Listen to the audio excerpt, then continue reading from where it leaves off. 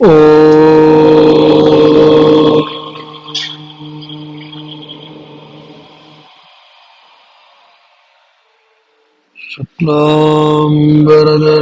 विष्णुं शशिवर्णं चतुर्भुजं प्रसन्नवदनं ध्यायेत् विघ्नोपशान्तये। गुरुर्ब्रह्मा गुरुर्विष्णुः गुरुर्देवो महेश्वरः गुरुसाक्षात् परं ब्रह्म तस्मै श्री गुरवे नमः। ॐ कान्तिवादाय विद्महे शान्तरूपाय धीमहि तन्नो चन्द्रशेखरेन्द्र प्रचोदयात्. ಪರಮೇಶ್ವರ ಸ್ವರೂಪಿಗಳಾದ ತಮ್ಮೆಲ್ಲರಿಗೂ ನಮಸ್ಕಾರ.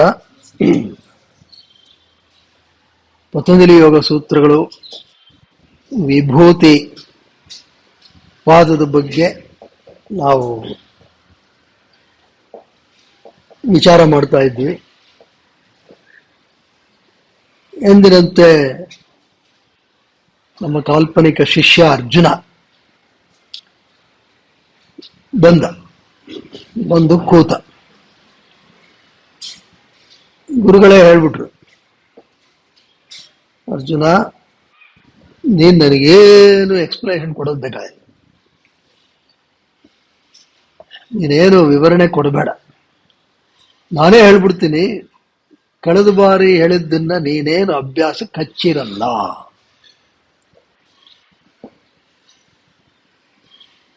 ಅಷ್ಟೆ.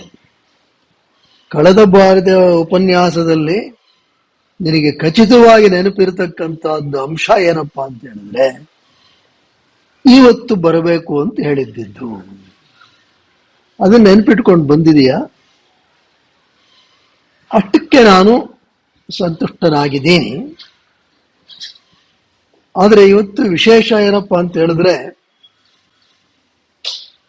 ನನ್ನ ದೈವ ಗುರು ಕಂಚಿ ಪರಮಾಚಾರ್ಯರ ಜಯಂತಿ, ಜನ್ಮದಿನ. ಮತ್ತೆ ಪರಮಾಚಾರ್ಯರು ನಾವು ಎಲ್ಲ ಏನು ಚರ್ಚೆ ಮಾಡ್ತಾ ಇದ್ವಿ, ಚಿತ್ತವೃತ್ತಿ ನಿರೋಧ, ವಿಶೇಷವಾಗಿ ಸಂಯಮ ಮಾಡಬೇಕು, ಅದಕ್ಕೋಸ್ಕರ ಏನೇನು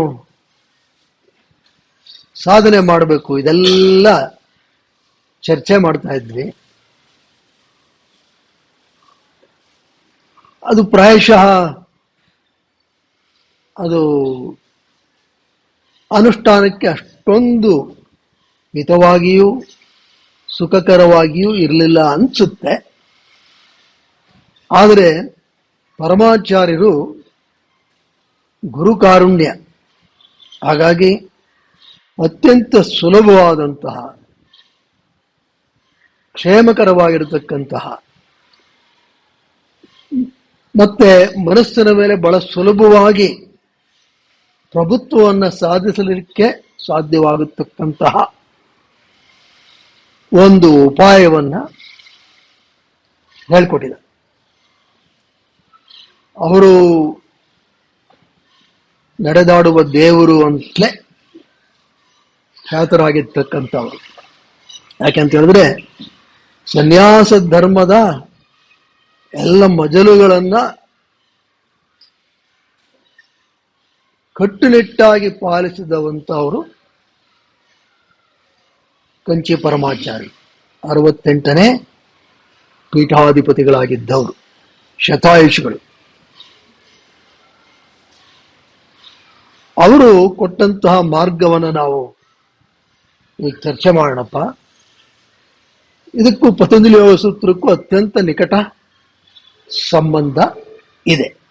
ಯಾಕೆಂತ ಹೇಳಿದ್ರೆ, ನೀವು ಕರ್ಮ ಮಾರ್ಗವನ್ನಾರು ತಗೊಳ್ಳಿ, ಭಕ್ತಿ ಮಾರ್ಗವನ್ನು ತಗೊಳ್ಳಿ, ಜ್ಞಾನ ಮಾರ್ಗವನ್ನೇ ತೆಗೆದುಕೊಳ್ಳಿ, ಎಲ್ಲದಕ್ಕೂ ಪತಂಜಲಿ ಯೋಗ ಸೂತ್ರಗಳು ಬಲವನ್ನು ಕೊಡುತ್ತೆ, ಪುಷ್ಟಿಯನ್ನ ಕೊಡುತ್ತೆ. ಪತಂಜಲಿಗಳು ಸಹ ಮನಸ್ಸನ್ನ ನಾವು ಸಮಾಧಾನವಾಗಿಟ್ಟುಕೊಳ್ಳೋದಕ್ಕೆ, ಚಿತ್ತ ವೃತ್ತಿ ನಿರೋಧ ಮಾಡಲಿಕ್ಕೆ ಒಂದು ಉಪಾಯವನ್ನ ಹೇಳಿದ್ರು. ಅದೇನಪ್ಪ ಅಂದ್ರೆ ಜಪ. ಯಾರ ಮೇಲೆ ಜಪ ಮಾಡಿದೀಯಾ? ಈಶ್ವರ. ಈಶ್ವರ ಯಾರು? Ultimate force. ಯಾರು ಕ್ಲೇಶ ಕರ್ಮ ವಿಪಾಕ ಆಶಯ ಈ ಅಪರಾಮೃಷ್ಟ ಪುರುಷ ವಿಶೇಷ ಈಶ್ವರ. ಅಲ್ಲಿ ಮನಸ್ಸು ಹೆಂಗೆ ನಿಲ್ಸೋದು? ಏನಿಲ್ಲ ಕಣೆಯ, ಅದಕ್ಕೆ ಒಂದು ಹೆಸರು. ತಸ್ಯ ವಾಚಕ ಪ್ರಣವಃ. ಅದಕ್ಕೆ ಏನ್ ಕರಿತೀವಿ? ಓಂ ಅಂತ ಕರಿತೀವಿ. ಅದನ್ನೇನ್ ಮಾಡಬೇಕು? ತಜ್ಜಪ ತದರ್ಥ ಭಾವನಂ. ಸುಮ್ಮನೆ ಜಪ ಮಾಡ್ತಾ ಇರು, ಜಪ ಮಾಡ್ತಾ ಇರು, ನಿರಂತರವಾಗಿ ಜಪ ಮಾಡ್ತಾ ಇರು. ಆಗ ನಿನಗೆ ಸತ್ಯದ ಬಾಣ ಮೂಡುತ್ತದೆ. ಅಷ್ಟೇ ಅಲ್ಲ, ಜಪದಿಂದ ಇನ್ನೊಂದೇನಾಗುತ್ತೆ? ನಾವು ಸಾಧಾರಣವಾಗಿ ಯಾತಕ್ಕೆ ಸಾಧನೆಯಿಂದ ವಂಚಿತರಾಗ್ತೀವಿ ಅಂತೇಳಿ ಹೇಳ್ತಾ ಇರ್ತೀವಿ. ಅನೇಕ ಸಬೂಬುಗಳು, ಕಾರಣಗಳು. ಪತಂಜಲಿಗಳು ಅದನ್ನು ಅಂತರಾಯಗಳು ಅಂತ ಕರೆದು. ಅಂತರಾಯಗಳು ಅಂದ್ರೆ ಕೂರ್ಲಿಕ್ಕೆ ಬಿಡಲ್ಲ. ತಪಸ್ಸು ಜಪ ಮಾಡಬೇಕು ಅಂದ್ರೆ ಸ್ವಲ್ಪ ಸಮಾಧಾನವಾಗಿ ಕೂರ್ಬೇಕು, ಮನಸ್ಸು ಆಗ್ಗೊಡಲ್ಲ, ತಳ್ತಾನೇ ಬರುತ್ತೆ. ಇಂದು ಮಾಡೋಣ, ನಾಳೆ ಮಾಡೋಣ, ನಾಡಿದ್ದು ಮಾಡೋಣ, ಇನ್ನೇನು ಈ ತಿಂಗಳು ಆಗೋಯ್ತು, ಮುಂದಿನ ತಿಂಗಳು, ಈ ವರ್ಷ ಆಗೋಯ್ತು, ಮುಂದಿನ ವರ್ಷ, ಹೀಗೆ. ಇದೇನು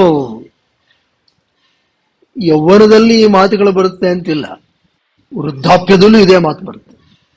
ಇನ್ನೊಂದು ಸ್ವಲ್ಪ ದಿವಸ ಆಗಲಿ, ಆಮೇಲೆ ಮಾಡೋಣ. ಉದ್ಯೋಗದಲ್ಲಿರುವಾಗ ಇನ್ನೇನು ವಿಶ್ರಾಂತಿ ಜೀವನ ಬರುತ್ತೆ, ಆಗ ಶುರು ಮಾಡ್ಬಿಟ್ರೆ ಆಯ್ತು ಅಂತ. ವಿಶ್ರಾಂತಿ ಜೀವನ ಬಂದಾಗ ಅಯ್ಯೋ ಈಗ ತಾನೇ ಇನ್ನ ರಿಟೈರ್ ಆಗಿದ್ದೀನಿ, ಈಗಲೇ ಆತಕ್ಕೆ, ಹೀಗೆ ಮುಂದೂಡುವುದು. ಅದಕ್ಕೆ ಪತಂಜಲಿಗಳು ಹೇಳಿದ್ರು, ತತಃ ಪ್ರತ್ಯಕ್ಷೇತನಾದಿಗಮೋ ಅಪ್ಯಂತರಾಯ ಭಾವಶ್ಚ. ತತಃ ಪ್ರತ್ಯಕ್ಷೇತನಾದಿಗಮೋ ಅಭ್ಯಂತರಾಯ ಭಾವಶ್ಚ ಅಂತ ಹೇಳಿದ್ರೆ, ಇದರಿಂದ ತತಃ, ಇದರಿಂದ ಏನಾಗ್ಬಿಡುತ್ತೆ? ಜಪ ಮಾಡೋದ್ರಿಂದ ನಿನ್ನಲ್ಲಿರ್ತಕ್ಕಂಥ ಅಥವಾ ನಿನಗೆ ಒಂದೊದಗಬಹುದಾದಂಥ ಅಂತರಾಯಗಳು, ಅಬ್ಸ್ಟಕಲ್ಸ್ ಇನ್ ಯುವರ್ ಸಾಧನ ತೊಡೆದೋಗುತ್ತೆ. ಆ ಜಪವನ್ನ ಮೂಲವಾಗಿಟ್ಕೊಂಡು ಕಂಚಿ ಪರಮಾಚಾರ್ಯರು ಅನೇಕರಿಗೆ, ಅವರು ಎಲ್ಲೆಲ್ಲಿ ಹೋದ್ರೂ ಅವರಿದೇ ಹೇಳ್ತಾ ಇದ್ರು. ಏನು? ನಾಮ ಜಪವನ್ನ ಮಾಡು. ಬಹಳ ಸುಲಭ, ಬಹಳ ಸುಲಭ. ಅದಕ್ಕೆ ಸಂಬಂಧಿಸಿದ ಕೆಲವು ಘಟನೆಗಳನ್ನು ಮತ್ತೆ ಯಾತಕ್ಕಾಗಿ ಮಾಡಬೇಕು ಆ ಕಾರಣಗಳನ್ನು ನೋಡುವ ಪ್ರಯತ್ನವನ್ನು ನಾವು ಮಾಡೋಣ.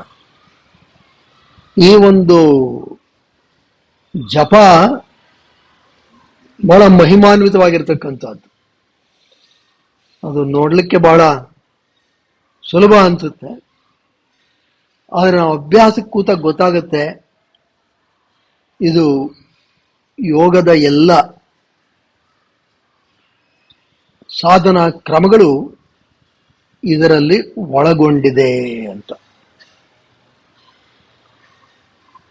ಅದನ್ನು ಅವರು ಬಹಳ ಸ್ಪಷ್ಟವಾಗಿ ಎಲ್ಲ ಕಡೆ ಹೇಳ್ತಾರೆ. ಒಬ್ಬ ವ್ಯಕ್ತಿ ಒಮ್ಮೆ ಕಂಚಿ ಪರಮಾಚಾರ್ಯರ ದರ್ಶನಕ್ಕೆ ಬರ್ತಾನೆ. ಬಂದ ತಕ್ಷಣ ಅವ್ರಿಗೇನಪ್ಪ ಅಂತ ಹೇಳಿದ್ರೆ ಅಗಾಧವಾದಂಥ ನೆನಪಿನ ಶಕ್ತಿ. ಅಗಾಧ ಅಂತ ಹೇಳಿದ್ರೆ ಬಹಳ ಅಗಾಧವಾಗಿರ್ತಕ್ಕಂಥ ನೆನಪಿನ ಶಕ್ತಿ. ಎಂಥ ಅದ್ವಿತೀಯವಾದಂಥ ನೆನಪಿನ ಶಕ್ತಿ ಅಂತ ಹೇಳಿದ್ರೆ ಅವರು ಬರೀ ಒಮ್ಮೆ ನೋಡಿದ್ರೆ ಸಾಕು ಅವ್ರಿಗೆ ಗೊತ್ತಾಗ್ಬಿಡುದು.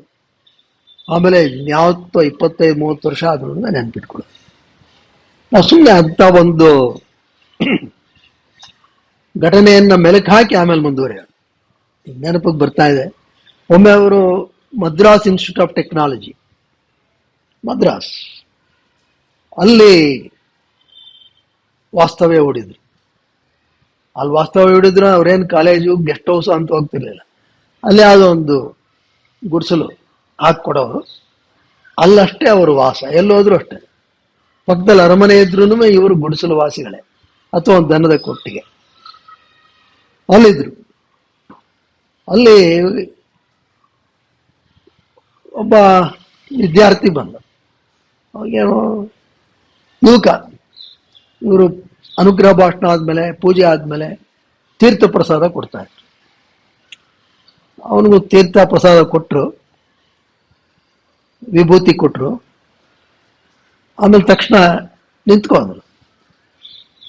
ನಿನ್ನ ಹೆಸರು ಪ್ರಾಯಶಃ ಚಂದ್ರಮೌಳಿ ಅಥವಾ ಚಂದ್ರಶೇಖರ, ನಿನಗೆ ಪ್ರಾಯಶಃ 22 ವರ್ಷ ಇರಬೇಕು ಅಂದ್ರು. ಇವ್ರಿಗೆ ಆಶ್ಚರ್ಯ ಆಗುತ್ತೆ.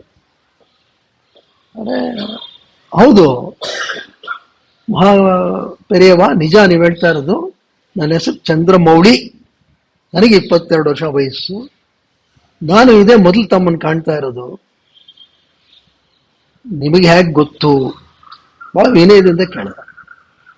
ಅದಕ್ಕೆ ಆತ ಅಂದ್ರೆ ಪೆರಿಯವ ಹೇಳ್ತಾರೆ, ನೋಡಪ್ಪ, ಸುಮಾರು 22 ವರ್ಷದಿಂದ ದಂಪತಿಗಳು ಬಂದಿದ್ರು ನನ್ನ ಹತ್ರ. 22-23 ವರ್ಷ ಆಗೋಗಿದೆ. ಆ ದಂಪತಿಗಳು ಯಾತಕ್ಕೆ ನನ್ನ ಹತ್ರ ಬಂದಿದ್ರು ಅಂತ ನಮ್ಮ ಮಠದ ಭಕ್ತರು ಅವರು. ಮತ್ತೆ ಅವ್ರು ಹೇಳ್ಕೊಂಡ್ರು, ನಮಗೆ ಸಂತಾನ ಇಲ್ಲ, ಸಂತಾನವನ್ನ ಕರುಣಿಸಬೇಕು, ನಿಮ್ಮ ಆಶೀರ್ವಾದ ಬೇಕು. ಆಗ ನಾನು ಅವ್ರಿಗೆ ಆಶೀರ್ವಾದ ಮಾಡಿ ಕಳಿಸಿದ್ದೆ. ಅವರು ಆಗ್ಲೇ ಹೇಳಿದ್ರು, ಮಗು ಆದ್ರೆ, ಗಂಡು ಮಗು ಆದ್ರೆ ನಿಮ್ಮ ಹೆಸರೇ ಹೇಳ್ತೀನಿ. ಹಾಗಾಗಿ ನಿನ್ನ ನೋಡಿದ ತಕ್ಷಣ ನನಗೆ ಅನ್ನಿಸ್ತು, ನಿನಗೆ ಪ್ರಾಯಶಃ 22 ವರ್ಷ ಇರಬೇಕು, ನಿನ್ನ ಹೆಸರು ಚಂದ್ರಮೌಳಿ ಅಥವಾ ಚಂದ್ರಶೇಖರ ಅಂತ ಹೇಳಿದೆ. ಅವಾಗಿನ್ನ ಗೊತ್ತಾಗಲಿಲ್ಲ ಏನು ಅದಕ್ಕೂ ಇದಕ್ಕೂ ಏನು ಸಂಬಂಧ. ಎಷ್ಟೋ ಜನ ಬರ್ತಿರ್ತಾರಲ್ಲ. ಆಮೇಲೆ ಅವ್ರು ಹೇಳಿದ್ರು, ನಿನ್ನನ್ನು ಹೇಗೆ ಗುರ್ತಿಡಿದೆ ಅಂತ ನಿನಗೆ ಆಶ್ಚರ್ಯ ಆಗಿರ್ಬೋದು. ನಿಮ್ಮ ತಂದೆ ಯಾವಾಗ ಬಂದ್ರು ನಾನು ವಿಭೂತಿ ಕೊಟ್ರೆ ಒಂದು ಸ್ವಲ್ಪ ಹಣೆಗಿಟ್ಕೊಂಡು ಬಲಭುಜಕ್ಕೆ ಇಟ್ಕೋತಾ ಇದ್ರು. ನೀನು ಹಾಗೆ ಮಾಡಿದೆ. ಹಾಗಾಗಿ ನನಗೆ ಗೊತ್ತಾಯ್ತು ನೀನು ಪ್ರಾಯಶಃ ಅವ್ರ ಮಗ ಇರಬೇಕು. ಅಂದ್ರೆ ಎಲ್ಲೋ 25 ವರ್ಷದಿಂದ ನಡೆದಿರ್ತಕ್ಕಂಥ ಒಂದು ಚಿಕ್ಕ ಚಲನೆಯನ್ನ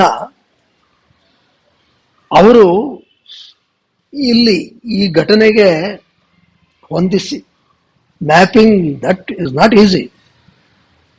ಅಷ್ಟು ಅಂತ ಒಂದು ಅಗಾಧವಾದಂಥ ನೆನಪಿನ ಶಕ್ತಿ ಅವರು. ಇವ್ರ ಬಳಿ ಒಬ್ಬ ವ್ಯಕ್ತಿ ಬಂದರು. ಅವರು ಬಂದ ತಕ್ಷಣನೇ ಇವ್ರು ಕೇಳಿದ್ರು, ಈ ಶಂಕರನ್ನಲ್ವೇ? ಯಾಕೆಂದ್ರೆ ಅವಳ ಹಿಂದೆ ಯಾವಾಗಲೂ ಬಂದಿದ್ರು. ಹೌದೌದು ಶಂಕರನ್ನು. ಮತ್ತೆ ಏನ್ ಬಂದಿದ್ದು? ಅವ್ರು ಸ್ವಲ್ಪ ಸುಮ್ಮನೆ ಇದ್ರು ಶಂಕರನ್. ಮತ್ತೆ ಪೆರಿಯವಾಗಿ ಕೇಳಿದ್ರು, ಕಾರಣ ಇಲ್ಲದೆ ಬರಲ್ಲ, ಏನ್ ಕಾರಣ ಹೇಳು? ಅದಕ್ಕೆ ಆತ ಹೇಳ್ದ, ನಾನು ಜಪ ಮಾಡ್ತಾ ಇದ್ದೀನಿ, ನನಗೆ ಮಂತ್ರೋಪದೇಶ ಆಗಿದೆ, ಜಪ ಮಾಡ್ತಾ ಇದ್ದೀನಿ. ಆದ್ರೆ ಏನ್ ಬದಲಾವಣೆ ಏನ್ ಕಂಡಿಲ್ಲ. ಈಗಾಗಲೇ ಒಂದು 8-9 ವರ್ಷ ಆಯ್ತು. ಹಾಗೆ ಇದ್ದಂಗೆ ಅನ್ಸುತ್ತೆ. ಏನು ಮಂತ್ರ ಸಿದ್ಧಿ ಅದು ಇದು ಏನೋ ಹೇಳ್ತಾರೆ, ಏನೂ ಆಗ್ತಾ ಇಲ್ಲ. ಆಗ ಅವ್ರು ಕೇಳ್ತಾರೆ, ಯಾರಪ್ಪ ನಿನಗೆ ಮಂತ್ರೋಪದೇಶ ಮಾಡಿದವರು? ಅವ್ರು ಹೇಳ್ತಾರೆ, ಯಜ್ಞನಾರಾಯಣ ಅಂತ ಹೇಳಿ. ಅವರು, ಓ ಸರಿ ಸರಿ, ನೀನು ಮೊದಲು ಪರಿಶೀಲಿಸಬೇಕಾಗಿರ್ತಕ್ಕಂಥದ್ದು ಆತ್ಮರತನಾಗಿ ಜಪವನ್ನು ಮಾಡ್ತಾ ಇದೆಯೋ, ಕಾಮ್ಯರತನಾಗಿ ಜಪ ಮಾಡ್ತಿದೆಯೋ. ಇಲ್ಲ, ನನಗೆ ನಿಜ ಸ್ವರೂಪದ ಬಗ್ಗೆನೇ ಆಸಕ್ತಿ, ಆತ್ಮರತನಾಗಿಯೇ ಮಾಡ್ತಾ ಇದ್ದೀನಿ. ಆಗ ಪರಮಾಚಾರ್ಯರು ಹೇಳಿದ್ರು, ನೋಡಪ್ಪ, ಮುಂದುವರಿಸು, ಸಮಯ ಬೇಕು, ತಾಳ್ಮೆಯಿಂದ ಸಾಧನೆ ಮಾಡು. ಆದರೆ ಸಿದ್ಧಿ ಆಗ್ತಾ ಇಲ್ಲ ಅಂತ ಮಾತ್ರ ಅನ್ಕೋಬೇಡ. ಏನ್ ಲಭಿಸ್ಬೇಕೋ ಲಭಿಸ್ತಾ ಇರುತ್ತೆ. ಅದು ಅಷ್ಟು ಸುಲಭವಾಗಿ ಗೋಚರಿಸಲ್ಲ. ಮತ್ತೆ ಇಂತಹ ಸಮಸ್ಯೆಗಳು ಹಿಂದೇನೋ ಅನೇಕರಿಗೆ ಬಂದಿದೆ. ಅದಕ್ಕೆ ಸಂಬಂಧಿಸಿದ ಒಂದು ಘಟನೆ ಹೇಳ್ತೀನಿ. ಇದು ವಿಶೇಷವಾಗಿ ಯಾಕೆ ಹೇಳ್ತೀನಿ ಅಂತ ಹೇಳಿದ್ರೆ, ಅವರು ಇಲ್ಲಿ ಉದಾಹರಣೆ ತಗೊಂಡು ರೆಫರ್ ಮಾಡಿದ್ದು ಶೃಂಗೇರಿ ಜಗದ್ಗುರುಗಳನ್ನ. ಇವತ್ತಿಗೂ ನಮ್ಮಲ್ಲಿ ಅನೇಕರು ಕಂಚಿ, ಶೃಂಗೇರಿ ಅಂತ ಬಹಳವಾಗಿ ವಿಭಾಗ ಮಾಡಿ ನೋಡ್ತಕ್ಕಂಥವ್ರು ಇದ್ದಾರೆ. ಇಲ್ಲಿ ನೋಡಿ, ಆಚಾರ್ಯರಲ್ಲಿ ಆ ಭೇದ ಏನಿರಲ್ಲ. ಅವ್ರು ಹೇಳಿದ್ರು, ನೋಡಪ್ಪ, ಶೃಂಗೇರಿಯಲ್ಲಿ ಶ್ರೀ ಶ್ರೀ ಶಿವಾಭಿನವ ನೃಸಿಂಹಸ್ವಾಮಿ ಅವರು ಒಬ್ಬರಿಗೆ ಮಂತ್ರೋಪದೇಶ ಮಾಡಿದ್ರು. ಆ ಶಿಷ್ಯನು ಮಂತ್ರೋಪದೇಶ ತಗೊಂಡು ಹೀಗೆ ಹೋಗಿ ತುಂಬಾ ವರ್ಷಗಳಾದ್ಮೇಲೆ ಗುರುಗಳ ಹತ್ರ ಬಂದು, ಗುರುಗಳೇ, ನನಗೇನು ಗೊತ್ತಾಗ್ತಾ ಇಲ್ಲ, ಸಿದ್ಧಿಯಾಗಿದೆ ಅಂತ ಯಾಕೆ ತಿಳ್ಕೊಳ್ಳೋದು? ಅದಕ್ಕೆ ಅವರು ಸುಮ್ಮನೆ ಒಂದು ಉಪಾಯ ಹೇಳಿದ್ರು. ನೋಡಪ್ಪ, ನೀನು ಜಪಕ್ಕೆ ಯಾವುದೋ ಒಂದು ಪೀಠದ ಮೇಲೆ ಕೂರ್ತೀಯ. ಆ ಪೀಠದ ಮೇಲೆ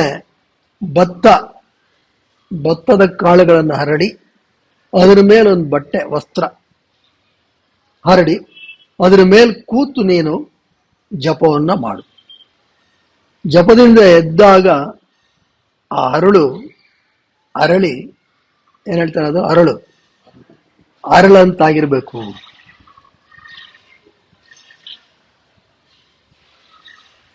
ಇದೆಲ್ಲ ಯಾರು ಅಷ್ಟು ಸುಲಭವಾಗಿ ನಂಬಲ್ಲ. ಆದ್ರೆ ಅವರು ಸಾಧಕರು ಅಂತ ಹೇಳಿದ್ರೆ ಸುಮ್ಮನೆ ಮಾತನ್ನಾಡುವವರಲ್ಲ, ತೋರಿಸ್ತಕ್ಕಂತಹ ಚೈತನ್ಯ ಶಾಲಿಗಳು. ಆಗ ಅವರೇ ಹೇಳಿದ್ರಂತೆ, ಪ್ರಾಯಶಃ ನಿನಗೆ ನಂಬಿಕೆ ಬರಲ್ಲ ಅನ್ಸುತ್ತೆ ಅಂತೇಳಿ ಆ ಶಿಷ್ಯವರ್ಗನ ಕರೆದು ಭತ್ತ ಹಾಕಿಸಿ, ಅದ್ರ ಮೇಲೆ ವಸ್ತ್ರವನ್ನು ಹಾಕಿಸಿ ಅವರೇ ಕೂತರು. ಅಷ್ಟೇ ಸುಮಾರೊಂದು 60 ನಿಮಿಷ ಅಲ್ಲಿ ಹಾಗೆ ಹೊಗೆ ಕಾಣಿಸಕ್ಕೆ ಶುರು ಆಯ್ತು.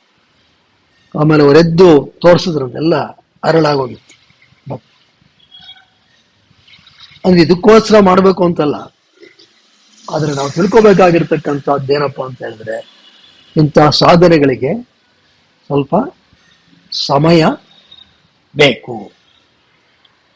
ಪರಮಾಚಾರ್ಯರು ಯಾವಾಗಲೂ ಏನ್ ಹೇಳ್ತಾ ಇದ್ರು ಅಂತ ಹೇಳಿದ್ರೆ, ನೋಡಪ್ಪ, ರಾಮನಾಮವನ್ನ ಜಪಿಸು. ಅಷ್ಟೇ, ಬಹಳ ಸುಲಭ. ರಾಮ ಅಷ್ಟೇ, ಒತ್ತೂ ಇಲ್ಲ, ಬಹಳ ಸುಲಭ. ರಾಮ ಇದನ್ನು ಜಪಿಸು. ಹಾಗಾಗಿ ಅವರು ಕೆಲವು ಉದಾಹರಣೆಗಳನ್ನು ಕೊಡೋರು. ಯಾಪ ಬಹಳ ಹಿಂದೆ, ಇದೇನು ಈಗಿಂದಲ್ಲ, ಒಬ್ಬ ಮಹಿಳೆ ಸಂತಾನವಿಲ್ಲದೆ ಬಹಳ ಪೇಚಾಡ್ಕೋತಾ ಇದ್ಲು. ಆದ್ರೆ ಆಕೆ ಸಾಧ್ವಿ. ಆಕೆಗೆ ಒಬ್ಬ ಯೋಗಿ ಕನಸಿನಲ್ಲಿ ಬಂದು ಹೇಳ್ತಾನೆ, ತಾಯಿ, ನೀನು ಸುಮ್ಮನೆ ರಾಮನಾಮವನ್ನ ಜಪಿಸು, ಇನ್ನೇನು ಇದಕ್ಕೇನು ಬೇರೆ ಏನು ದೊಡ್ಡ ಪದ್ಧತಿ ಅಂತಾಗ್ಲಿ, ಆಚರಣೆ ಅಂತಾಗ್ಲಿ, ಖರ್ಚು ವೆಚ್ಚ ಎಂಥದ್ದು ಇಲ್ಲ. ಸುಮ್ಮನೆ ಕೂತೋದು ಅಷ್ಟೇ. ಆಕೆ ಅದನ್ನ ಗಹನವಾಗಿ ತೆಗೆದುಕೊಂಡು ಅವರು ಆಕೆಗೆ ಅನುಗ್ರಹ ಕೊಟ್ಟಿದ್ರು. ರಾಮನಾಮವನ್ನು ಜಪಿಸು, ಅತ್ಯಂತ ಯೋಗ್ಯನಾದ ಪುತ್ರನನ್ನ ಪಡಿತೀಯ ಅಂತ. ಹಾಗೆ ಆಯ್ತು. ಹಾಗೆ ಜನಿಸಿದವರೇ ಸದಾಶಿವ ಬ್ರಹ್ಮೇಂದ್ರ ಸ್ವಾಮಿ. ಬಹಳ ಕೇಳಿದ್ರಲ್ಲ ನೀವು, ಇವರೇ ರಾಮರಸಂ. ಅದು ಅಂತ ದೊಡ್ಡ ವ್ಯಕ್ತಿಗಳು ಅವ್ರು ಜನಿಸಿದ್ರು. ಅಂದ್ರೆ ಇಲ್ಲಿ ಹಿರಿಯವ ಇದನ್ನು ಹೇಳಿ, ನೋಡಪ್ಪ ಇದು ಪ್ರತಿಯೊಬ್ಬರು ಮಾಡ್ಬೋದು. ಉದಾಹರಣೆಗೆ ಇದು ಪೆರಿಯಾವರ ಮಾತೆ, ಗಾಯತ್ರಿ ಮಂತ್ರ ಜಪ ಅನೇಕರು ಮಹಿಳೆಯರು ಮಾಡಬಾರ್ದು, ಅದು ಇದು ಏನೋ ಹೇಳ್ತಾರೆ. ನೋಡಪ್ಪ, ಗಾಯತ್ರಿಗೆ ಸಮಾನವಾದಂತಹ ಒಂದು ಜಪ ಈ ರಾಮನಾಮದ ಜಪ. ಇದು ಅವರು ಹೋದ ಕಡೆ ಎಲ್ಲ ಯಾರು ಸಿಕ್ಲಿ ಅವ್ರಿಗೆಲ್ಲ ಇದ್ರ ಬಗ್ಗೆನೇ ಹೇಳೋದು. ಇದಕ್ಕೆ ಸಂಬಂಧಪಟ್ಟಂಗೆ ಯಾವ್ದಾದ್ರು ಒಂದಷ್ಟು ಅವರ ಜೀವನದಲ್ಲಿ ಬಂದಿರತಕ್ಕಂತಹ ಕೆಲವು ವಿಷಯಗಳು, ಮತ್ತೆ ಯಾರು ಮಕ್ಕಳು ಸಿಕ್ಕಿದ್ರೆ ಅವ್ರಿಗೂ ಇದೇ ಹೇಳ್ತಾ ಇದ್ರು, ರಾಮ ರಾಮ ಒಂದಷ್ಟು ಬರೀರಿ, ಶ್ರೀರಾಮ ಶರಣಂ ಶ್ರೀರಾಮ ಜಯಂ, ಏನಾದ್ರು ರಾಮನ್ನ ಹೊಂದಿಸ್ಕೊಂಡು ಒಂದಷ್ಟು ಬರೀರಿ, ಇದನ್ನೇ ಅವ್ರು ಹೇಳ್ತಾರೆ. ಒಮ್ಮೆ ಒಬ್ಬ ವ್ಯಕ್ತಿ ದರ್ಶನಾಕಾಂಕ್ಷಿಯಾಗಿ ಬಂದ. ದರ್ಶನ ಆದ್ಮೇಲೆ ಇವ್ರು ಕೇಳಿದ್ರು ಯಾವ ಊರು. ಅವರಲ್ಲೇ ಯಾವುದೋ ಒಂದು ಊರು ಹೇಳಿದ್ರು. ಅವ್ರ ಊರು ಹೇಳಿದ ತಕ್ಷಣ ಇವರು ಕೇಳಿದ್ರಂತೆ, ನಿಮ್ಮೂರಿನಲ್ಲಿ ಒಬ್ಬ ಬಹಳ ವೃದ್ಧ ಮಹಿಳೆ ಇದ್ಲು, ತುಕ್ಕಿರಿ ಪಾಟಿ ಅಂತ, ತುಕ್ಕಿರಿ ಪಾಟಿ ಅಂತ. ತುಕ್ಕಿರಿ ಅಂದ್ರೆ ಅನ್ಫಾರ್ಚುನೇಟ್ ಒನ್ ಅಂತ, ನಥದೃಷ್ಟೆ ಅಂತೀವಲ್ಲ ಅದು ತುಕ್ಕಿರಿ. ತುಕ್ಕಿರಿ ಪಾಟಿ ನಿಮ್ಮ ಹಳ್ಳಿಯಲ್ಲೇ ಇದ್ದಂಥ ಮಹಿಳೆ ಗೊತ್ತಾ? ಅದಕ್ಕೆ ಈ ವ್ಯಕ್ತಿ ಹೇಳ್ದ, ಬಹಳ ದೂರದ ಸಂಬಂಧಿ ಅಂತ ಕೇಳಿದ್ದೆ ನಾನು, ಗೊತ್ತು. ಆಯ್ತು, ಹಾಗೆ ನಿಮ್ಮೂರಿನಲ್ಲಿ ರಾಮ ವಿನಾಯಕರ್ ದೇವಸ್ಥಾನ ಗೊತ್ತಾ? ಹೌದು ಪೆರಿಯವ, ರಾಮ ವಿನಾಯಕರ ದೇವಸ್ಥಾನ ಇದೆ. ಕೇಳಿದ್ರು, ಅದಕ್ಕೆ ಯಾಕೆ ಆ ಹೆಸರು ಬಂತು, ರಾಮ ವಿನಾಯಕರ್ ಅಂದ್ರೆ? ಈಗಿನ ಸಾಧಾರಣ ಈಗಿನ ಅಂತ ಆಗಿನಾನು ಒಂಥರ ಆಗಲೇ ಸ್ವಲ್ಪ ಈ ನಮ್ಮ ಸಂಸ್ಕೃತಿ ಬಗ್ಗೆ ಅರಿವು ಎಲ್ಲ ಅಷ್ಟಿರಲ್ಲ. ಈಗಂತೂ ಬಿಡಿ, ಅದು ಯಾವುದೋ ಹಂತವನ್ನು ತಲುಪಿಬಿಟ್ಟಿದೆ. ಆಗ ಪ್ರಿಯವಾದ ಮುಂದುವರೆದು ಹೇಳ್ತಾರೆ, ಅನೇಕ ಭಕ್ತರಿದ್ರು, ಅವರು ಏನೇ ಮಾತಾಡಿದ್ರು ಪೆರಿಯವ ಲೋಕಕ್ಕೆ ಸಂದೇಶ ಕೊಡ್ತಕ್ಕಂಥದ್ದೇ ಅವರ ಪ್ರಥಮ ಉದ್ದೇಶ. ಯಾಕೆಂದ್ರೆ ಅವರು ಅಪ್ಪಟ ಸನ್ಯಾಸಿಗಳು, ಅವ್ರಿಗೆ ಇನ್ನೇನು ಲೋಕದಿಂದ ಅವ್ರಿಗಾಗಬೇಕಾಗಿದ್ದೇನೂ ಇರಲಿಲ್ಲ, ಅವು ಯಾವುದಕ್ಕೂ ಅಂಟ್ಕೊಂಡೇ ಇರಲಿಲ್ಲ. 21 ವರ್ಷ ಮಠದಿಂದ ಅವ್ರು ಆಚೆ ಇದ್ದಿದ್ದು ಒಂದು ಹಂತದಲ್ಲಿ, 21 years ಕಾಂಚಿ ಮಠದಿಂದ ಹೊರಗಡೆನೆ ಪ್ರವಾಸ. ಅಂತ ಒಂದು ವಿರಕ್ತ ಮನೋಭಾವ ಅವರಲ್ಲಿತ್ತು. ಸರ್ ಅವರೇ ಹೇಳಿದ್ರು, ನೋಡಪ್ಪ, ನಿಮ್ಮೂರಿನಲ್ಲಿ ಯಾವುದೇ ಶಿವನ ದೇವಸ್ಥಾನ ಆಗಲಿ ವಿಷ್ಣುವಿನ ದೇವಸ್ಥಾನ ಆಗಲಿ ಇದ್ಯಾವುದೂ ಇರಲಿಲ್ಲ. ಆಗ ಅಲ್ಲಿ ಪಿಳ್ಳೆಯಾರ ದೇವಸ್ಥಾನ ಅಂದ್ರೆ ವಿನಾಯಕನ ದೇವಸ್ಥಾನ ಒಂದಿತ್ತು. ಆಗ ನಿಮ್ಮೂರವರೆಲ್ಲ ಅಲ್ಲಿ ನದಿ ತೀರಕ್ಕೆ ಹೋಗಿ ಸಂಧ್ಯಾವಂದನೆ ಮಾಡಿ ವಾಪಸ್ ಬರ್ದ ವಿನಾಯಕನ ದೇವಸ್ಥಾನದಲ್ಲಿ ಕೂತ್ಕೊಂಡು ರಾಮನಾಮದ ಸಂಕೀರ್ತನೆಯನ್ನ ಮಾಡ್ತಾ ಇದ್ರು. ರಾಮನಾಮದ ಸಂಕೀರ್ತನೆಯನ್ನು ಮಾಡ್ತಾ ಇದ್ರು. ಅದು ಜೋರಾಗಿ ಎಲ್ಲ ಕಡೆ ಕೇಳೋದು. ಅದು ಅನೂಚಾನವಾಗಿ ನಡೀತಾ ಇತ್ತು, ಬಹಳ ವರ್ಷ ನಡೀತಾನೆ ಇತ್ತು. ಹಾಗಾಗಿ ಆ ದೇವಸ್ಥಾನಕ್ಕೆ ರಾಮ ವಿನಾಯಕರ್ ದೇವಸ್ಥಾನ ಅಂತಲೇ ಖ್ಯಾತಿ ಆಯಿತು. ಇದಪ್ಪ ರಾಮನಾಮದ ಮಹಿಮೆ. ಅಲ್ಲಿ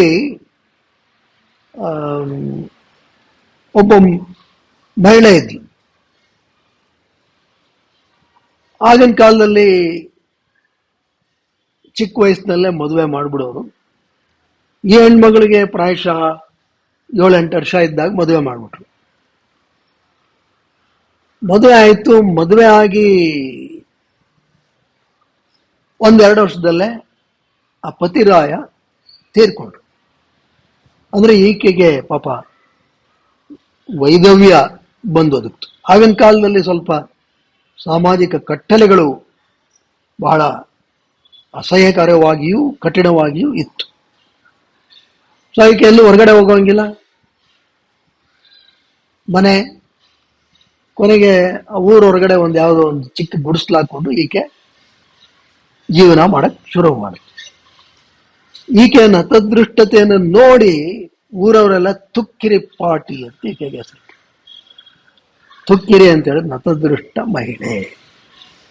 ಈಕೆ ಯಾವುದಕ್ಕೂ ಬೇಜಾರು ಮಾಡ್ಕೋತಾ ಇರಲಿಲ್ಲ.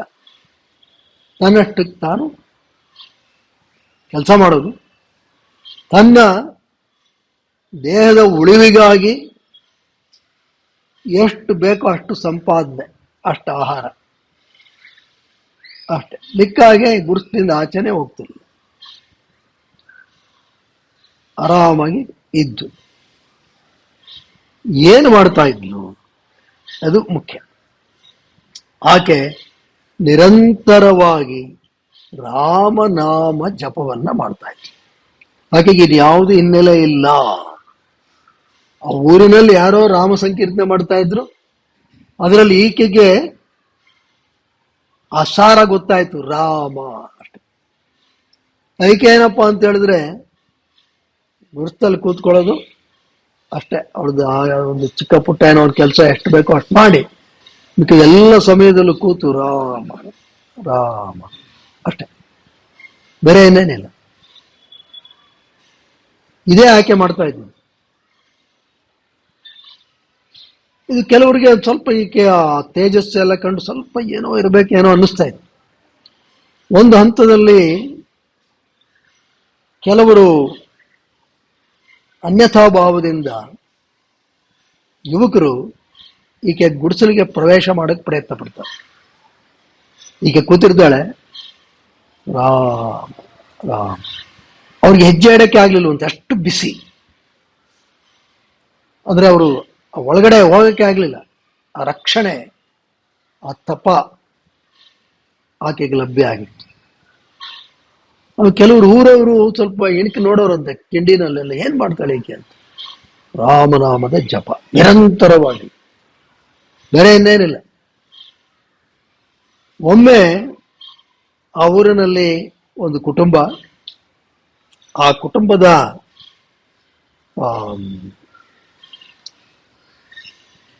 ಒಂದು ಮಗು, ಗಂಡು ಮಗು, 10 ವರ್ಷ ಮಗು, ವಿಪರೀತವಾದಂತ ಹೊಟ್ಟೆನೋ ಬಂದ್ಬಿಟ್ಟು. ಅವ್ರು ಯಾವ್ದು ಆ ಊರಲ್ಲಿ ಯಾರು ವೈದ್ಯರು ಅವರು ಇವರು ಇರ್ತಾರ, ಆ ಉಪಚಾರ ಈ ಉಪಚಾರ ಎಲ್ಲ ಮಾಡಿದ್ರು.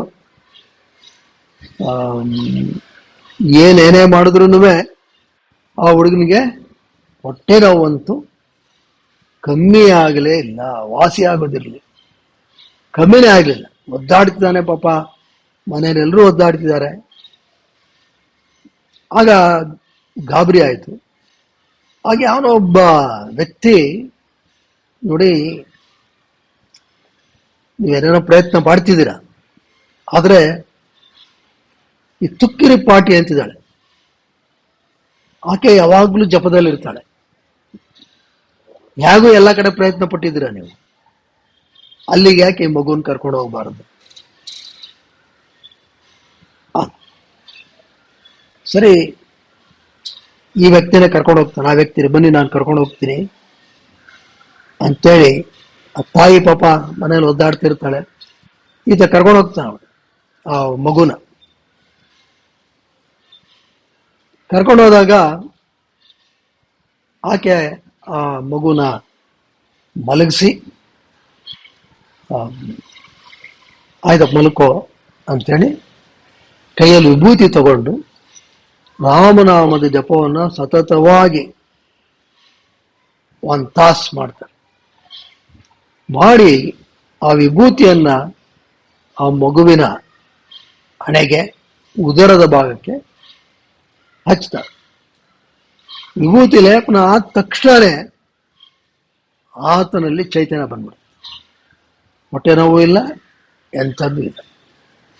ನಾವು ನಮ್ಮ ಬಾಲ್ಯದಲ್ಲಿ ಇದನ್ನ ಕಂಡಿದ್ದೀವಿ. ನಮ್ಮಲ್ಲೂ ಅನೇಕರು ಈ ವಿಶೇಷವಾಗಿ ಮಕ್ಕಳಿಗೆ ಏನಾದರೂ ಆದರೆ ಈ ವಿಭೂತಿಯನ್ನ ಕೈಯಲ್ಲಿ ಹಿಡ್ಕೊಂಡು ಜಪ ಮಾಡಿ ವಿಭೂತಿ ಪ್ರಸಾದ ಕೊಡೋರು. ಈಗೆಲ್ಲ ಹೊರಟೋಯ್ತು ಬಿಡಿ. ಈಗೆಲ್ಲ ಡಾಕ್ಟರ್ ಹತ್ರ ಹೋಗ್ಲೇಬೇಕು, ₹1,000 ಕೊಡ್ಲೇಬೇಕು. ಇರ್ಲಿ, ಅದಾದ ತಕ್ಷಣ ಆಕೆಗೆ ಆ ಹುಡುಗನಿಗೆ ಎಲ್ಲ ತೊಂದರೆಗಳು ಊಟಾಯ್ತು. ಹೊಟ್ಟೆ ನೋವಿಲ್ಲ, ಏನಿಲ್ಲ. ತಾಯಿ ತಂದೆ ಎಲ್ಲ ಸಂತೋಷ ಪಟ್ರು. ಇದನ್ನ ಪೆರಿಯವ ಹೇಳಿದ್ರು ಆ ಹುಡುಗನಿಗೆ, ನೋಡಪ್ಪ, ನಿನ್ನ ಊರಿನ ಮಹಾತ್ಮೆ ಇದು. ರಾಮನಾಮಕ್ಕೆ ಇಂಥ ಒಂದು ಮಹಿಮೆ ಇದೆ, ಅಷ್ಟು ದೊಡ್ಡದಾದಂಥ ಒಂದು ಮಹಿಮೆ ಇದೆ ರಾಮನಾಮಕ್ಕೆ, ಅದನ್ನ ಮಾಡಬೇಕು. ಇದನ್ನೇ ನಾವು ಯೋಗ ಸೂತ್ರದಲ್ಲೂ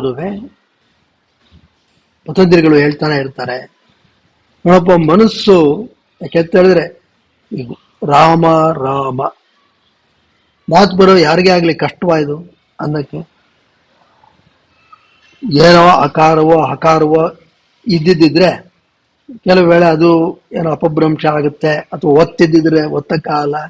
ಇದೇನೂ ಇಲ್ವಲ್ಲ, ಬಹಳ ಸರಳ, ರಾಮ ಅಷ್ಟೇ. ಆದರೆ ಮನಸ್ಸೇನ್ ಮಾಡುತ್ತೆ, ನೀವು ಒಂದ್ಸತಿ ರಾಮ ಅಂದು ಬರೋ ಗ್ಯಾಪಲ್ಲಿ ಮನಸ್ಸು ಎತ್ತಲಾಗ ಹೊರಟೋಗಿರುತ್ತೆ, ಎಲ್ಲೆಲ್ಲ ಹೊರಟೋಗಿರುತ್ತೆ. ಹಾಗಾಗಿ ಇದು ಸಾಧನೆ ಅಷ್ಟು ಸುಲಭ ಅಲ್ಲ. ಪತಂಜಲಿಗಳೇನು ಕರೆದ್ರು, ವ್ಯುತ್ಥಾನ ಸಂಸ್ಕಾರ. ಡಿಸ್ಟ್ರಾಕ್ಷನ್ಸ್ ಬರ್ತಾನೆ ಇರುತ್ತೆ. ಪೆರಿಯವ ಹೇಳ್ತಾರೆ, ಮಾಡು, ಜಪ ಮಾಡು. ಮತ್ತೆ ಇದು ಬಹಳ ಸುಲಭವಾದಂತಹ ಜಪ, ಏನು ಕಷ್ಟವೇ ಇಲ್ಲದೆ ಇರತಕ್ಕಂಥದ್ದು. ಇದ್ರ ಮಾಡೋದ್ರಿಂದ ಏನಾಗುತ್ತೆ, ಮಿಕ್ಕಿದ್ ಬಿಡಿ, ಕಾಯಿಲೆ ವಾಸಿ ಅದೆಲ್ಲ ಒಂದ್ ಕಡೆ ಇರಲಿ. ನಮಗೆ ಇದು ಅಭ್ಯಾಸ ಆದಾಗ ಮಾನಸಿಕವಾಗಿಯೋ ಅಥವಾ ಸ್ವಲ್ಪ ಮೆಲ್ಲಿಗೆ ರಾಮ ಅಂತಲೋ ಅಭ್ಯಾಸ ಆದ್ರೆ ಏನಾಗುತ್ತೆ, ಗಮನಿಸ್ತಾ ಹೋಗ್ತೀವಿ, ರಾಮ ರಾಮ. ನಾನು ಗಮನ ಕೊಟ್ಟು ಹೇಳ್ತಾ ಇದ್ದೀನಿ. Are you chanting with awareness? Are you able to feel the silence between Rama Rama? Are you able to follow this steadily, continuously? ಅಷ್ಟೇ ನಾವು ಮಾಡ್ಬೇಕಾಗಿರೋದು. ಇದನ್ನೇನೆ ಧ್ಯಾನ ಅಂತ ಪತಂಜಲಿಗಳು ತತ್ರ ಏಕತಾನತ ಧ್ಯಾನಂ. ರಾಮನಲ್ಲೇ ನೀನು ರಾಮ ಶಬ್ದದಲ್ಲೇ ನಿಲ್ಲಿಸ್ಕೊಂಡ್ಬಿಟ್ರೆ ಅದು ಧ್ಯಾನವೂ ಹೌದು, ರಾಮನಾಮ ಜಪವೂ ಹೌದು. ಪೆರಿಯವ ಜೀವನದಲ್ಲಿ ನಡೆದ ಮತ್ತೊಂದು ಘಟನೆ ಅಂದ್ರೆ, ಅವರು ಎಲ್ರಿಗೂ ಇದನ್ನ ಯಾವ ರೀತಿನಲ್ಲಿ ಹೇಳ್ತಾ ಇದ್ರು ಅನ್ನೋದು. ಒಬ್ರು ಮಠದ ಭಕ್ತರು, ಶ್ರೀ ವೆಂಕಟರಾಘವ ಅಯ್ಯರ್ ಅಂತ, ಅವರು ಕಾಲವಾದ್ರು, ತಿರ್ಕೊಂಡ್ರು. ಹೆಂಡತಿ ಇದ್ರು, ಮಗ ಒಬ್ಬ. ಹೆಂಡತಿಗೆ ಪಾಪ ಆ ದುಃಖ ತಡೆಯಕ್ಕಾಗಲಿ. ಆದರೆ ಶ್ರೀಮಠದ ಭಕ್ತರು, ಪೆರಿಯವ ಭಕ್ತರು, ಅದೆಲ್ಲ ವೈಕುಂಠ ಸಮಾರಾಧನೆ ಇತ್ಯಾದಿ ಅದೇನೋ ಒಂದಷ್ಟು 45 ದಿವಸ ಆಗ್ಬೇಕು, ಅದೇನೋ ಇರುತ್ತೆ. ಆಗ ತಾಯಿ ಹೇಳಿದ್ರಂತೆ ಮಗನ್ ಕರೆದು, ನೋಡು, ನನಗೆ ಈ ಜೀವನ ಅಸಾಧ್ಯ, ನೀನೊಂದು ಕೆಲಸ ಮಾಡು, ಪೆರಿಯವ ಅವ್ರ ಹತ್ರ ಹೋಗಿ ಕೇಳ್ಕೊ, ನನಗೆ ಮುಕ್ತಿ ಕೊಟ್ಬಿಡಕ್ಕೆ ಹೇಳು. I want to be released. ಆಗ ಇವನಿಗೆ ಅಳು ಬಂದ್ಬಿಡ್ತಂತೆ. ಮಗ ಅಮ್ಮನ್ ಕಳ್ಕೊಳಕ್ಕೆ ಯಾರು ಇಷ್ಟಪಡ್ತಾರೆ? ಆಗ ಕೇಳಿದ್ರು, ನೀನ್ ಕೇಳಲ್ಲ, ನಾನು ಬರ್ಕೊಡ್ತೀನಿ, ಅದನ್ನ ನೀನು ಅವ್ರು ಕೊಟ್ಬಿಡು, ನಾನು ಬರ್ಕೊಡ್ತೀನಿ. ಆಕೆ ಕಾಗದಲ್ಲಿ ವಿವರವಾಗಿ ಎಲ್ಲ ಬರೆದು, ನನಗೆ ಈ ಜೀವನ ಸಾಕಾಗಿದೆ, ಮುಕ್ತಿಯನ್ನ ಕೊಟ್ಬಿಡಿ, ಅಷ್ಟು. ಅದನ್ನೊಂದು ಕವರ್ ಸೀಲ್ ಮಾಡಿಕೊಟ್ಟು. ಮಗ ಪಾಪ ಹೆಂಗ್ ಕೊಡ್ತಾನೆ, ತಗೊಂಡೋದ ಕಾಂಚಿ ಮಠಕ್ಕೆ. ಸಾಧಾರಣವಾಗಿ ಸ್ವಾಮಿಗಳನ್ನು ನೋಡ್ಬೇಕಾದ್ರೆ ಹಣ್ಣು ಹಂಪ್ಲ ತೆಂಗಿನಕಾಯಿ ಇದೆಲ್ಲ ತಗೊಂಡೋಗ್ತಾರೆ. ಈತನಿಗೆ ಒಂಥರ ಜಿಜ್ಞಾಸೆ, ಇದು ಕೊಡೋದೋ ಬೇಡವೋ, ಕೊಟ್ರೇನು ಕೊಡದಿದ್ರೇನು. ಕೊನೆಗೆ ಏನ್ ಮಾಡಿದ್ರು, ಹೂವು ಎಲ್ಲ ಇತ್ತಲ್ಲ, ಇದನ್ನ ಅತ್ಯಂತ ಕೆಳಗಡೆ ಇಟ್ಬಿಟ್ರು. ಈ ಕವರ್ ಅಮ್ಮ ಕೊಟ್ಟಿದ್ದು, ಅದ್ರ ಮೇಲೆ ಹೂವು ಹಣ್ಣು ಎಲ್ಲ ಇಟ್ಟು. ಸಾಧಾರಣವಾಗಿ ಏನಾಗುತ್ತೆ, ಸ್ವಾಮಿಗಳೇನ್ ಮಾಡ್ತಾರೆ, ಅದನ್ನ ಮುಟ್ತಾರೆ ಅಷ್ಟೇ, ಸ್ವೀಕರಿಸಿದೀವಿ ಅಂತಾರೆ ಅಷ್ಟೇ. ಆಮೇಲೆ ಮಿಕ್ಕಿದವರು ಅದನ್ನೆಲ್ಲ ವಿತರಣೆ ಮಾಡೋರು ಬೇರೆಯವ್ರು ಇರ್ತಾರೆ. ಇವರು ಸರಿ ಹಾಗೆ ಆಗ್ಲಿ ನೋಡೋಣ ಅಂತ, ಅಮ್ಮನ ಮಾತು ತಪ್ಪೋದು ಬೇಡ, ಇದೂ ಬೇಡ ಅಂದ್ಬಿಟ್ಟು ಅಲ್ಲಿ ಅವಾಗೆಲ್ಲ ಬಾಲು ಮಾಮ ಅಂತೊಬ್ರು ಹಿರಿಯವ ಜೊತೆ ಅವ್ರ ಸೇವೆಯಲ್ಲಿ ನಿರತರಾಗಿದ್ರು. ಅಲ್ಲಿ ಅವರು ಇದ್ರು. ಅವ್ರ ಹತ್ರ ಹೇಳಿ ಗುರುಗಳಿಗೆ ಇದನ್ನ ತಲುಪಿಸ್ಬೇಕು ಅಂದ. ಸರಿ ಹೋದ್ರು, ಕೊಟ್ರು. ಕೊಟ್ಟ ತಕ್ಷಣ ಹಿರಿಯವಾಗ ಕೇಳಿದ್ರು, ಏನಬ್ಬ ನನ್ನ ಆಶೀರ್ವಾದ ತಗೊಳಕ್ ಬಂದಿದ್ದೀರಾ? ಆ ಕವರಲ್ಲಿ ಏನಿದೆ ಅಂತ. ಕವರ್ ಕಾಣ್ತಾ ಇಲ್ಲ, ಅವರು ತ್ರಿಕಾಲ ಜ್ಞಾನಿಗಳು. ಕವರಲ್ಲಿ ಏನಿದೆ ಅಂತ. ಅದಕ್ಕೆ ಬಾಲುಮಾಮ ಈ ಟ್ರೈ ಟು ಕವರ್ ಇಟ್ ಅಂದ್ರೆ, ಇಲ್ಲ ಏನೋ ಪಾಪ ಹೇಳಿದ್ದಾರೆ, ಇಲ್ಲ ನೀನೇ ಅದನ್ನ ಓಪನ್ ಮಾಡಿ ಓದು. ಓದಿದಾಗ ಅದೇ ಇದೆಲ್ಲ ಬರೆದಿದ್ರು, ಜೀವನದ ಸಹಾಯಕತೆ, ನಿರಾಸೆ ಎಲ್ಲ ಮಾಡಿ ನನಗೆ ಬಿಡುಗಡೆ ಕೊಟ್ಬಿಡಿ ನೀವು ಅಂತ. ನೋಡಿ, ಅಂತ ಸಮಯದಲ್ಲಿ ಉತ್ತರ ಹೇಗಿರ್ಬೋದು? ಉತ್ತರ ಹೇಗೆ ಅಂದ್ರೆ, ಒಬ್ಬ ಮಹಾನ್ ವ್ಯಕ್ತಿ, ಯಾರಿಗೆ ಇದು ಕವರ್ ಇದೆ ಎಲ್ಲ ಗೊತ್ತಾಯ್ತೋ ಅಂತವ್ರು ಮಾತಾಡೋ ರೀತಿ ಹೇಗಿರುತ್ತೆ ಅಂತ. ಅವ್ರು ಹೇಳಿದ್ರು ಗುರುಗಳು, ಕರಿಯವ, ಅಲ್ಲಪ್ಪ ಏನ್ ಮುಕ್ತಿ ಕೊಟ್ಬಿಡಿ ಅಂತಾರೆ, ನನಗೇನ್ ಗೊತ್ತು ಮುಕ್ತಿ ಮಾರ್ಗ? ಕೊಡೋ ಹಂಗಿದ್ದಿದ್ರೆ ಇಲ್ಲಿ ನಾನು ಕಿವಿ ಸರಿಯಾಗಿ ಕೇಳದೆ ಇದ್ರು ಇಲ್ಲಿ ಕೂತ್ಕೊಂಡು, ಕಣ್ ಸರಿಯಾಗಿ ಕಾಣದೆ ಇದ್ರು ಇಲ್ಲಿ ಕೂತ್ಕೊಂಡು ನಾನೇ ಹಾಕಿರ್ತಿದ್ದೆ. ನೋಡಿ ಎಷ್ಟು ನಾನೇ ಹಾಕಿರ್ತಿದ್ದೆ. ಆದ್ರೆ ಇದು ಹಾದಿ ಅಲ್ಲಪ್ಪ. ನಾನು ಒಂದು ಮೂಲೆಯಲ್ಲಿ ಕೂತ್ಕೊಂಡು ರಾಮ ರಾಮ ಅಂತ ಇರ್ತೀನಿ. ನಿಮ್ ತಾಯಿಗೂ ಅದನ್ನೇ ಹೇಳು, ಸೋಮ್ನೆ ರಾಮ ರಾಮ ಅಷ್ಟೇ, ಅದೇ ಮುಕ್ತಿ ಕಣಯ್ಯ. ನೋಡಿ ಎಂತ ಅಡ್ವೈಸ್. ಮತ್ತು ರಾಮ ಅನ್ನೋದಕ್ಕಿಷ್ಟು ಬಲ ಇದೆಯಾ? ಅದನ್ನು ಪರ್ಯಾವರ ಹೇಳಿದ್ದಾರೆ. ಅದನ್ನು ನಾವು ಮುಂದೆ ನೋಡೋಣ. ರಾಮ ಅಂತಕ್ಕಂಥದ್ದು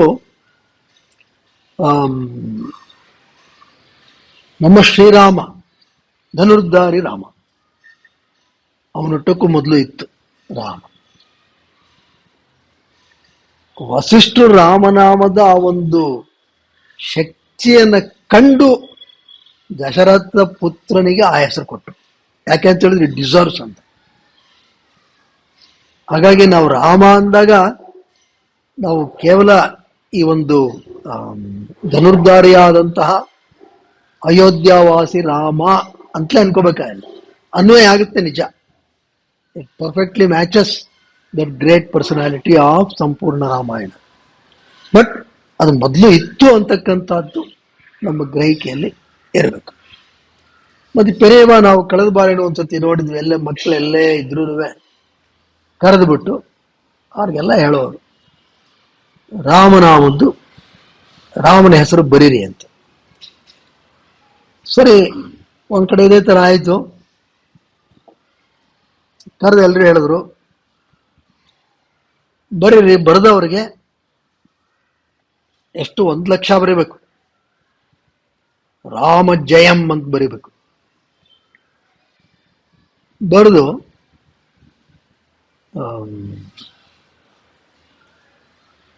ಯಾರು ತಂದ್ಕೊಡ್ತಿರೋ ನೋಟ್ಬುಕ್ ಅಲ್ಲಿ ಬರೆದು ಕೊಟ್ರೆ ಪರಮಾಚಾರ್ಯರಿಗೆ, ಅವರು ಒಂದು ಚಿನ್ನದ ನಾಣ್ಯವನ್ನ ಕೊಡುತ್ತಾರೆ. ಹಾಗೆ ಮಾಡೋರು, ಚಿನ್ನದ ಬೆಳ್ಳಿದ ನಾಣ್ಯ ಕೊಡೋರು, ಇದು ಬರೆಯೋರಿಗೆ ಉತ್ತೇಜನ ಕೊಡೋದಕ್ಕೆ. ಸರಿ, ಇದಾಯ್ತು. ಅಂದ್ರೆ ಇದು ಮಕ್ಕಳಲ್ಲಿ ಒಳ್ಳೆ ಅಭ್ಯಾಸ ಬರಲಿ. ಯಾಕೆ ನಾವು ಈ ಜಪ ತಪ ಅಂದ್ರೆ ಮೊದಲನೇದೇನಪ್ಪ ನಮ್ದು, ಇದೆಲ್ಲ ಜಡ್ಜ್ಮೆಂಟ್ ಡೇ ಹತ್ರ ಬಂತು ಅಂತ ಗೊತ್ತಾದಾಗ ಆವಾಗಿದೆಲ್ಲ ಉಪಯೋಗ ಬರುತ್ತೆ ಅಂತಕ್ಕಂಥ ಭಾವನೆ. ಆದರೆ ಪರಮಾಚಾರ್ಯರಿಗೆ ಗೊತ್ತು, ಈ ಮನಸ್ಸು ಅಂತಕ್ಕಂಥದ್ದು ಅಷ್ಟು ಸುಲಭವಾಗಿ ನಿಗ್ರಹ ಆಗಲ್ಲ. ಬಾಲ್ಯದಿಂದ ಈ ಒಂದು ಆಚರಣೆಯನ್ನ ಪೋಷಿಸ್ತಾ ಇದ್ದರೆ ತದನಂತರದಲ್ಲಿ ಇದು ಸುಲಭ ಆಗುತ್ತೆ.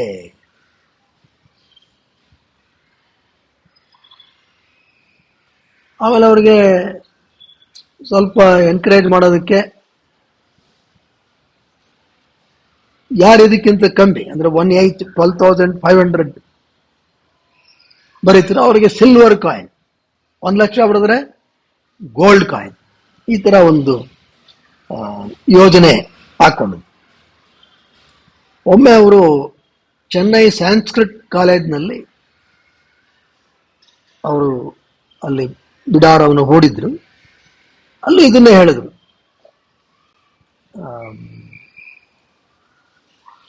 ಈಗ ಗೊತ್ತಿತ್ತು, ಅಲ್ಲಿದ್ದ ಮಕ್ಕಳಿಗೆಲ್ಲ ಗೊತ್ತಿತ್ತು, 12,500 ಸತಿ ಬರೆದು ಬಿಟ್ರೆ ರಾಮ ಜಯಂ ಅಂತ ಸಿಲ್ವರ್ ಕಾಯಿನ್ ಸಿಗತ್ತೆ. ಒಬ್ಬ ಮಕ್ಕಳಿಗೆ ಒಂದು ಆಸೆ ಇರುತ್ತೆ. ಈಗಿನ ಮಕ್ಕಳೆಲ್ಲ ಕೇರ್ ಮಾಡಲ್ಲ, ಆಗ ಇತ್ತು. ಏನಾದ್ರು ಈ ತರ ಗುರುಗಳಿಂದ ಒಂದು ಪ್ರಶಸ್ತಿಯನ್ನು ಸ್ವೀಕರಿಸಿದ್ರೆ ಉತ್ತಮ ಅಂತ. ಅಲ್ಲಿ ಒಂದು ಹೆಣ್ಣು ಮಗಳು ಬಂದು ನೋಟ್ಬುಕ್ ಕೊಟ್ಬಿಟ್ಟು ಸಿಲ್ವರ್ ಕಾಯಿನ್ ಅಂದ್ರೆ 12,500 ಸರ್ತಿ ರಾಮ ಜಯಂ ಬರೆದಿರ್ಬೇಕು. ಇವ್ರು ಕೊಟ್ಟ ತಕ್ಷಣ ಯಾಕೆ ಖುಷಿ ಓಡೋಗ್ಬಿಟ್ಲು. ಮಕ್ಕಳಿಗೆ ಪಾಪ ಸಿಕ್ಕದ ಮೇಲಿದ್ದೆ.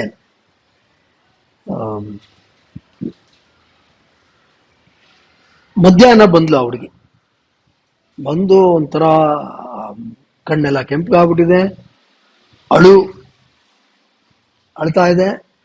ಅಲ್ಲಿ ಮಠದ ಮುಂದೆ ಎಲ್ಲ ಹೀಗೆ ಏನೋ ತಡ್ಕಾಡ್ತಾ ಇದೆ, ಹುಡುಕ್ತಾ ಇದೆ, ಏನು ಪರಮಾಚಾರ್ಯರು ಅವ್ರಿಗೆಲ್ಲ ಗೊತ್ತಿರುತ್ತೆ. ಒಬ್ಬ ಶಿಷ್ಯನ್ ಕರೆದ್ಬಿಟ್ಟು, ಅದೇನು ಆ ಹುಡುಗಿ ಏನು ಅಳ್ತಾ ಇದ್ದಾಳೆ, ಏನೋ ಹುಡುಕ್ತಾ ಇದ್ದಾಳೆ, ಕರಿ ಒಳಗಡೆ. ಇವಾಗ ಪರಮಾಚಾರ್ಯರು ಕರಿತಾ ಇದ್ದಾರೆ. ಕೇಳಿದ್ರು, ಅಲ್ಲಮ್ಮ ಯಾತಕ್ಕೆ ಇಷ್ಟು ಅಳ್ತಾ ಇದೀಯಾ, ಕಣ್ಣೆಲ್ಲ ಕೆಂಪಾಗ್ಬಿಟ್ಟಿದೆ, ಏನೋ ಹುಡುಕ್ತಾ ಇದೀಯಾ ಅಂತ. ಹುಡುಗಿ ಹೇಳಿದ್ಲು, ಸ್ವಾಮೀಜಿ ಬೆಳಗ್ಗೆ ನೀವು ಒಂದು ಬೆಳ್ಳಿ ನಾಣ್ಯ ಕೊಟ್ಟಿದ್ರಿ, ಬೆಳ್ಳಿ ನಾಣ್ಯ ಕೊಟ್ಟಿದ್ರಿ. ಅದು ನಾನು ತಗೊಂಡು ಓಡ್ ಬಂದೆ. ಮನೆಗೆ ನೋಡ್ತೀನಿ ಅದು ಇಲ್ವೇ ಇಲ್ಲ, ಕಳೆದೋಗಿದೆ. ಆಗ ಪರಮಾಚಾರ್ಯ ಕೇಳಿದ್ರು, ಹೌದಾ ಕಳೆದೋಯ್ತಾ? ಸರಿ, ನಾನೊಂದು ಪ್ರಶ್ನೆ ಕೇಳ್ತೀನಿ, ಅದಕ್ಕೆ ಸತ್ಯವಾಗಿ ಉತ್ತರ ಕೊಡು. ಕೇಳಿದ್ರು, ಎಷ್ಟು ಸರ್ತಿ ರಾಮಜಯಂ ಬರೆದಿದ್ದೆ? ಆಕೆ ಮುಖ್ಯ ಪೆಚ್ಚು ಮಾಡಿಕೊಂಡು ಹೇಳಿದ್ರು, 8500 ಬರೆದಿದ್ದೆ, ಇನ್ನು 4000 ಬರೀಲಿಲ್ಲ ಪೆರಿಯವ, ಕ್ಷಮೆ ಇರಲಿ, ನಾನು ಕ್ಷಮಿಸ್ಬಿಡಿ. ಆಗ ಪೆರಿಯವ ಏನದೊಂದು ದೊಡ್ಡದ ಆ ಮಗುವಿನಲ್ಲಿದ್ದಂತ ಮುಗ್ಧತೆಯನ್ನು ಕಂಡ್ಕೊಂಡ್ರು. ನಾವು ಸುಮ್ಮನೆ ಶಿಕ್ಷೆ ಕೊಡೋದು ಬಹಳ ಸುಲಭ, ಆದ್ರೆ ಇವರು ಸೂಚಿಸಿದ ಪರಿಹಾರ ಏನಪ್ಪಾ ಅಂತ ಹೇಳಿದ್ರೆ, ಅಲ್ಲೇ ಒಂದು ಪುಸ್ತಕ ಪೆನ್ನು ತರಿಸಿ ಇನ್ನು 4000 ಸತಿ ಬರೆದು ಬಿಡು, ಇಷ್ಟೇ ನೀನು ಮಾಡ್ಬೇಕಾಗಿರೋದು ಅಂತೇಳಿ ಬರ್ಸಾದ್ಮೇಲೆ ಆಕೆ ಕೊಟ್ಟಾದ್ಮೇಲೆ ಆಕೆಗೆ ಅವರು ಸಿಲ್ವರ್ ಕಾಯಿನ್ ಬದಲು ಗೋಲ್ಡ್ ಕಾಯಿನ್ ಕೊಡ್ತಾರೆ. ನೀನು ಸತ್ಯವನ್ನು ಹೇಳಿದೀಯಾ, ತಿದ್ದುಕೊಂಡಿದೀಯಾ, ಹಾಗಾಗಿ ತಗೋ. ಇದು ಅವ್ರು ಯಾತಕ್ಕಾಗಿ ಮಾಡ್ತಾ ಇದ್ರು ಇದನ್ನು ಅನೇಕ ದೃಷ್ಟಿಕೋನದಲ್ಲಿ ನಾವು ಪರಿಶೀಲನೆಯನ್ನ ಮಾಡ್ಬೋದು. ಯಾವುದೋ ಒಬ್ಬ ವ್ಯಕ್ತಿ, ಯಾಕೆಂದ್ರೆ ಇವ್ರು ಯಾವಾಗಲೂ ರಾಮನಾಮದ ಜಪಕ್ಕೆ ಬಹಳ ಪ್ರಾಶಸ್ತ್ಯ ಕೊಡೋರು, ಅದಕ್ಕೆ ಕಾರಣಗಳೂ ಇದೆ. ಒಬ್ಬ ವ್ಯಕ್ತಿ ಬಂದು ಕೇಳ್ದ, ಗುರುಗಳೇ ನನಗೆ ಭಯಾನೂ ಇರುತ್ತೆ, ರಾಮ ರಾಮ ಅಂತ ಇದ್ರೆ ಆಂಜನೇಯನು ಬರ್ತಾನೆ ಅಂತ ಹೇಳ್ತಾರೆ, ಆಂಜನೇಯ ಇದ್ರೆ ಸ್ವಲ್ಪ ಧೈರ್ಯ, ನಿಜವಾಗ್ಲೂ ಬರ್ತಾನ? ಅದಕ್ಕೆ ಇವ್ರು ಹೇಳಿದ್ರಂತೆ, ಹೌದಪ್ಪ, ಖಂಡಿತವಾಗಿ ನೀವು ಸುಮ್ಮನೆ ರಾಮ ರಾಮ ಅಂದ್ರೆ ಅಲ್ಲಿ ಹನುಮಂತ ಇದ್ದೇ ಇರ್ತಾನೆ, ನಿನಗೆ ಭಯಕ್ಕೆ ಅವಕಾಶವೇ ಇಲ್ಲ.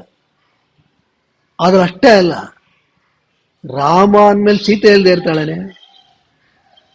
ಸೀತೆ ಖಂಡಿತ ಬಂದ್ಬಿಡ್ತಾಳೆ. ಮತ್ತೆ ಸುಮ್ಮನೆ ರಾಮ ರಾಮ ಅಂತಿದ್ರೆ ಪರಮೇಶ್ವರ ಏನ್ ಸುಮ್ಮನೆ ಇರ್ತಾನ? ವಿಷ್ಣು ಸಹಸ್ರನಾಮದಲ್ಲೇ ಪರಮೇಶ್ವರ ಪಾರ್ವತಿಗೆ ಹೇಳಿದ್ದೇನು? ಪಾರ್ವತಿ ಬಾಬಾ ಕೇಳ್ತಾಳೆ, 1000 ಹೆಸರೆಲ್ಲ ಹೇಳಕ್ಕೆ ನನ್ನ ಭಕ್ತರಿಗೆ ಟೈಮ್ ಎಲ್ಲಿರುತ್ತೆ?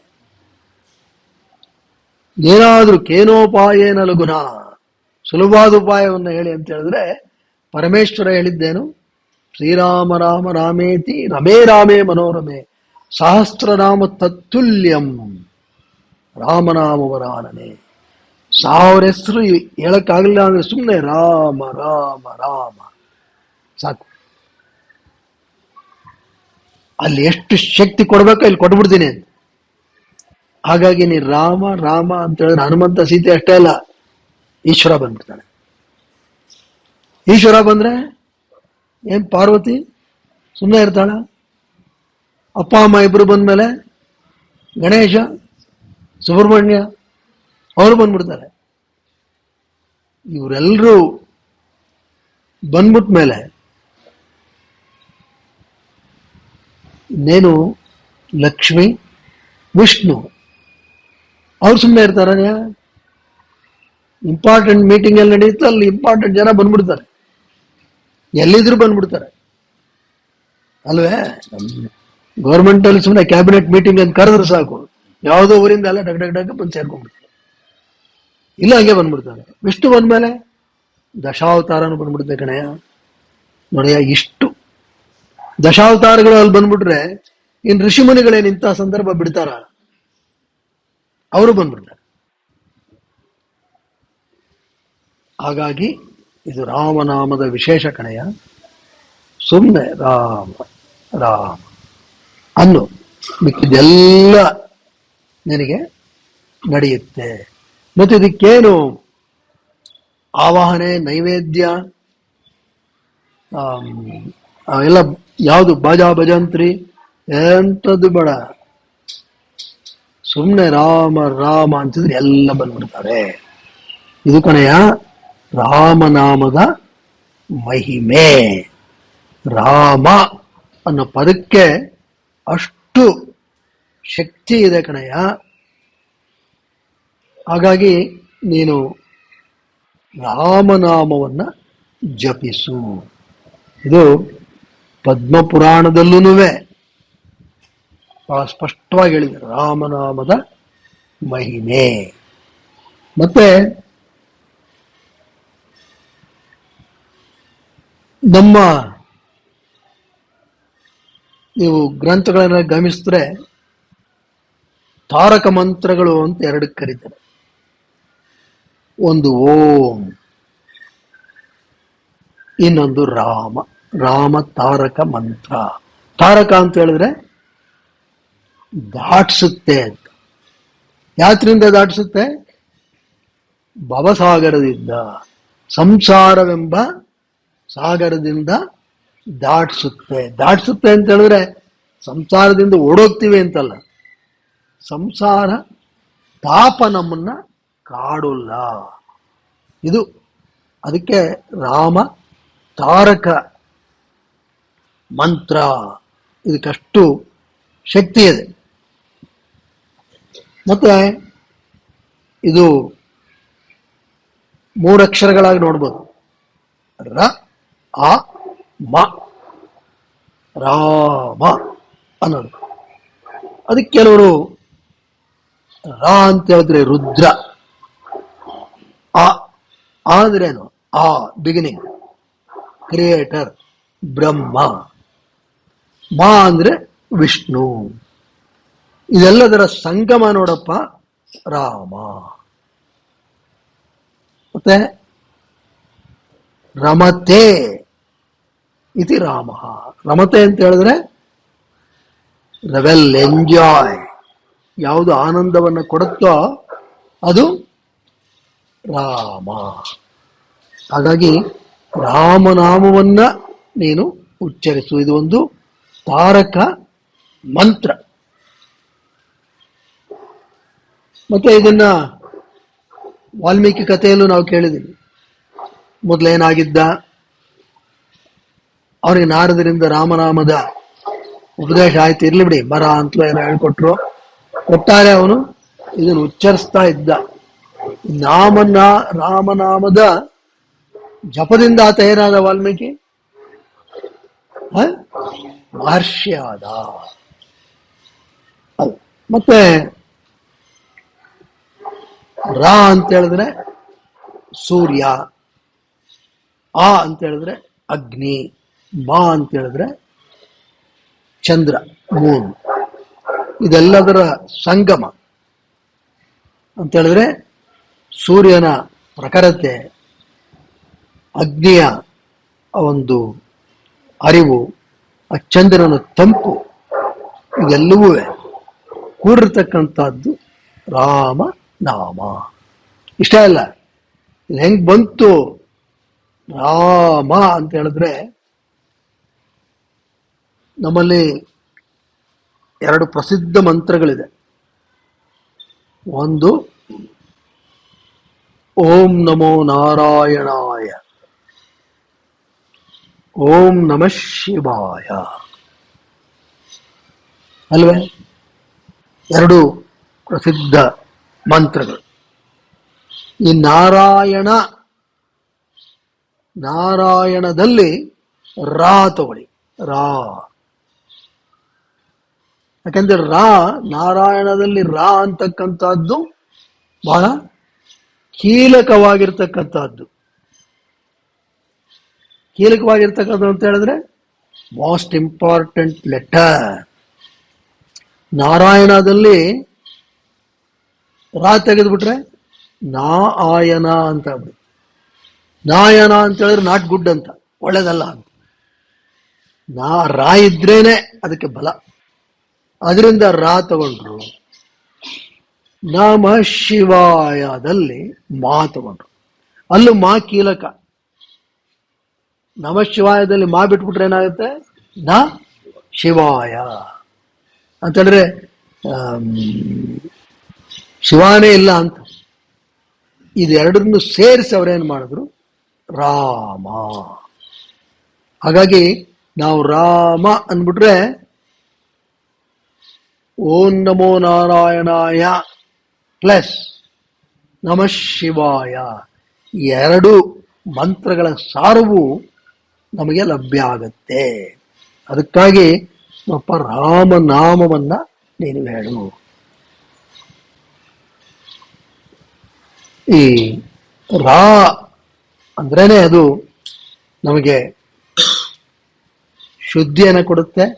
ನಾರಾಯಣನ ಅಂದ್ರೆ ಸ್ಥಿತಿಕಾರನ ರಕ್ಷಣೆ, ಆಶೀರ್ವಾದ ಸಿಗುತ್ತೆ. ಮಾ ಅಂತ ಹೇಳಿದ್ರೆ ನಮ್ಮಲ್ಲಿರ್ತಕ್ಕಂತಹ ನಕಾರಾತ್ಮಕಗಳನ್ನ ಮತ್ತು ಪಾಪಗಳನ್ನೆಲ್ಲ ನಾಶ ಮಾಡುತ್ತೆ. ಯಾಕೆ? ಶಿವ.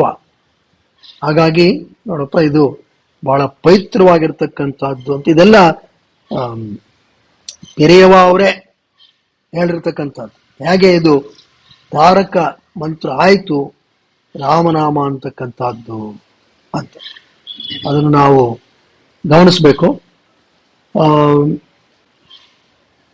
ತ್ಯಾಗರಾಜರ ಬಗ್ಗೆ ನಾವೆಲ್ಲರೂ ಕೇಳಿದ್ವಿ.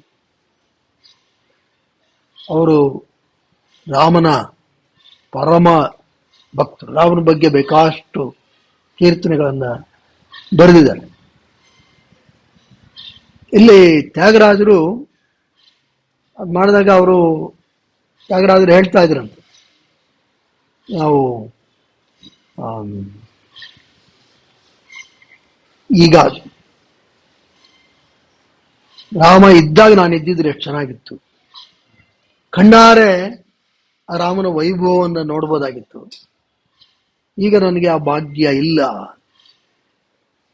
ಕಂಚಿ ಪರಮಾಚಾರ್ಯರು ಅದಕ್ಕೆ ಬಹಳ ಒಂಥರ ಮತ್ತೊಂದು ಸುಂದರವಾದ ರೀತಿಯಲ್ಲಿ ಹೇಳ್ತಾರೆ.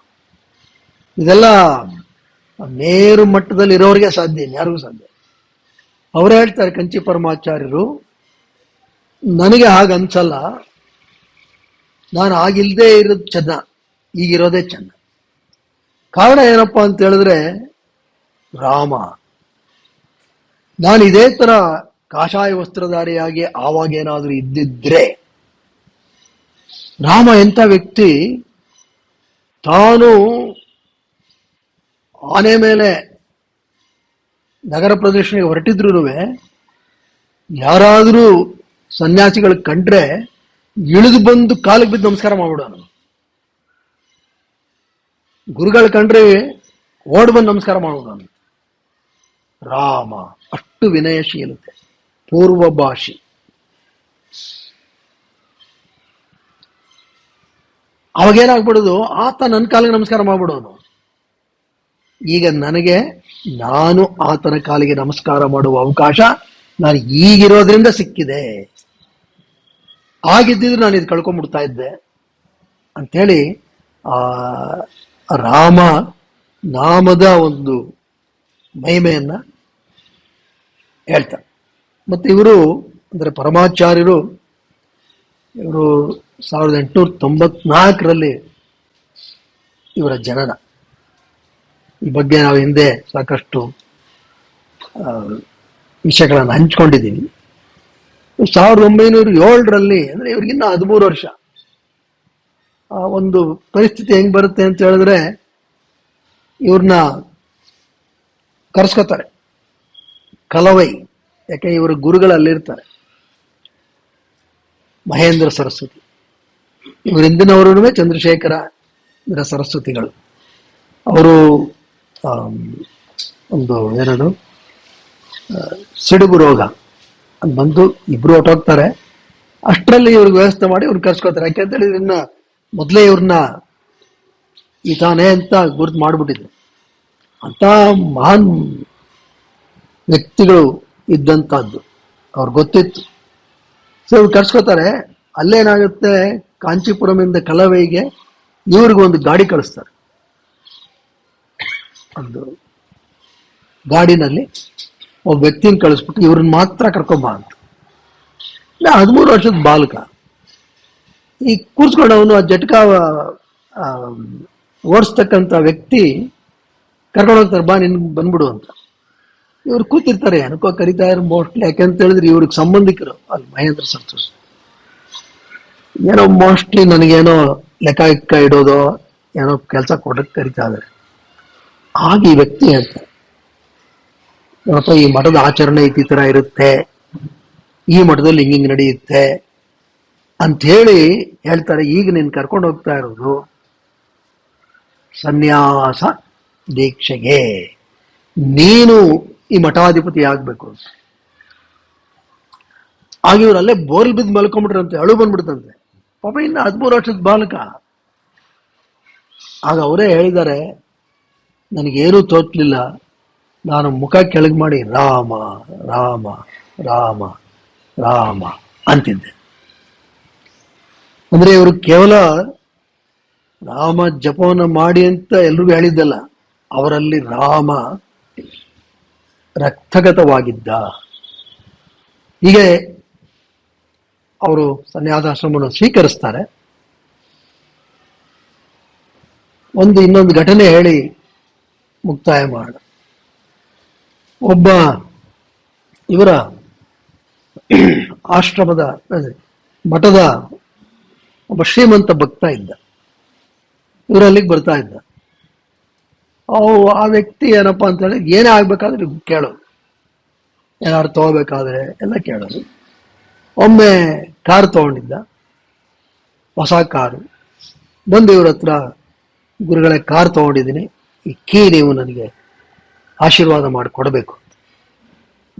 ಹಾಗೆ ಇವ್ರು ಹೇಳಿದ್ರಂತೆ, ನೋಡಪ್ಪ ಈಗ ಈ ಕಡೆ ಒಂದು ಯಾವುದೋ ಊರ ಹೆಸರು ಹೇಳಿ ಅಲ್ಲಿ ಹೋಗು, ಅಲ್ಲಿ ಒಬ್ಬ ವಯಸ್ಸಾದ ವ್ಯಕ್ತಿ ಇರ್ತಾನೆ, ಒಂಥರ ಬಟ್ಟೆ ಗಿಟ್ಟೆ ಎಲ್ಲ ನೋಡಿ ಬೇಜಾರು ಮಾಡ್ಕೋಬೇಡ, ಎಲ್ಲ ಹರಿದೋಗಿರುತ್ತೆ, ಅವನೋಗಿ ಭೇಟಿ ಮಾಡಿ ನಾನಿಲ್ಲಿ ಕರೀತಾ ಇದ್ದೀನಿ ಅಂತೇಳಿ ಕರ್ಕೊಂಬ. ಅದಕ್ಕೂ ಮೊದಲು ಅವನಿಗೆ ಒಳ್ಳೆ ಕಡೆ ಊಟ ಕೊಡಿಸು, ಟೈಮ್ ಆಗ್ಬಿಟ್ಟಿದೆ ಈಗ, ಊಟ ಹಾಕ್ಸಿ ಕರ್ಕೊಂಡು ಬಾ. ಸರಿ, ಇವ್ರು ಹೋದ್ರು. ಹೇಳಿದ ಜಾಗದಲ್ಲಿ ಆ ವ್ಯಕ್ತಿ ಯಾರು ಇದ್ರು. ಇವರು ಎಲ್ಲ ಹೇಳಿದ್ರು, ಈ ಥರ ಗುರುಗಳು ಕರೀತಾ ಇದ್ದಾರೆ. ಆತ ಪಾಪ ಯಾವುದೋ ಕಿತ್ತೋಗಿರೋ ಬಟ್ಟೆ ಏನು ಮಾಡಿ ಮನೆಗೆ ಹೋಗಿ ಇರೋದ್ರಲ್ಲಿ ಸುಮಾರಾಗಿರೋದು ಹಾಕ್ಕೊಂಡು ಇವ್ರು ಊಟ ಎಲ್ಲ ಕೊಡಿಸಿದ್ರು. ಯಾಕೆ ಗುರುವಾಗ್ನೆ. ಕರ್ಕೊಂಬಂದಾಗ ಗುರುಗಳು ಹೇಳಿದ್ರಂತೆ, ನೋಡು ಈತ ಬಹಳ ಶ್ರೇಷ್ಠವಾದಂಥ ವ್ಯಕ್ತಿ, ಗೊತ್ತಾಯ್ತಾನಪ್ಪ, ಈತ ಶ್ರೇಷ್ಠವಾದ ವ್ಯಕ್ತಿ. ಈ ಕೀ ಮತ್ತೆ ಒಂದು ದಕ್ಷಿಣೆ ತಾಂಬೂಲ ಎಲ್ಲ ಇವ್ರ ಕೈಯಲ್ಲಿ ಕೊಡು, ಆಮೇಲೆ ಕೀ ಅವ್ರ ಹತ್ರ ಇಸ್ಕೊ ಅಂತೇಳಿ ನೀನು ಅವ್ರ ಹತ್ರ ಈ ಕಾರ್ ತಗೊಂಡಂಗೆ ಆಗುತ್ತೆ, ಅವ್ರಿಗೆ ಸತ್ಕಾರ ಮಾಡ್ದಂಗೂ ಆಗುತ್ತೆ. ಅಂಡ್ ಈತನದ ಗುಣ ಬಹಳ ಅದ್ಭುತವಾಗಿರ್ತಕ್ಕಂಥದ್ದು. ನಕ್ಷತ್ರ ಬಾರಿ ಜೋರಾಗಿದೆ, ನೀನು ಈ ಕೆಲಸ ಮಾಡಿದ್ರೆ ನಿನಗೂ ಮುಂದೆ ಒಳ್ಳೇದಾಗುತ್ತೆ. ಇವ್ರು ಹಾಗೆ ಮಾಡಿದ್ರೆ ಏನೋ ಒಂದಷ್ಟು ಹಣ ಎಲ್ಲ ಕೊಟ್ಟು ಅವ್ರಿಗೆ ಸತ್ಕಾರ ಮಾಡಿ ಕೀ ಅವ್ರ ಕೈಲಿ ಇಸ್ಕೊಟ್ರು. ಆಮೇಲೆ ಮಠದಲ್ಲಿ ಎಲ್ಲ ಮಿಕ್ಕಿದವ್ರು ನೋಡ್ತಾ ಇದ್ದವರೆಲ್ಲ ಯಾರಿವ್ರು. ಆಗ ಪರಮಾಚಾರ್ಯರು ಹೇಳಿದ್ರಂತೆ, ಈ ವ್ಯಕ್ತಿನೇ ನನ್ನ ಮೊದಲ ಗುರು, ನನ್ನ ಗಾಡಿನಲ್ಲಿ ಕರ್ಕೊಂಡು ಹೋಗಿದ್ದು ಈ ವ್ಯಕ್ತಿನೇ ನನಗೆ ಮಠದ ಆಚರಣೆಗಳು ಇವೆಲ್ಲ ಪಾಠ ಮಾಡಿದ್ದು ಈ ವ್ಯಕ್ತಿ. ಇವತ್ತು ಆ ಸಂದರ್ಭ ಒದಗಿ ಬಂತು ಇವರಿಗೆ ಗೌರವವನ್ನು ಸೂಚಿಸೋದಕ್ಕೆ ಅಂತ ಹೇಳ್ತಾರೆ. ಇದು ರಾಮ ನಾಮ ಅಂತಕ್ಕಂಥದ್ದು ಬಹಳ ಶ್ರೇಷ್ಠವಾಗಿರ್ತಕ್ಕಂಥದ್ದು. ಮತ್ತು ನಾವು ಗಮನಿಸಬೇಕು, even from A very scientific perspective, ಎಲ್ಲಿಂದ ಸ್ವರ ಹೊರಡುತ್ತೆ, ಅದಕ್ಕೆ ಎಷ್ಟು ಉಸಿರು ವ್ಯಯ ಆಗುತ್ತೆ, ಇದನ್ನೆಲ್ಲ ಲೆಕ್ಕ ಹಾಕಿದ್ರೂ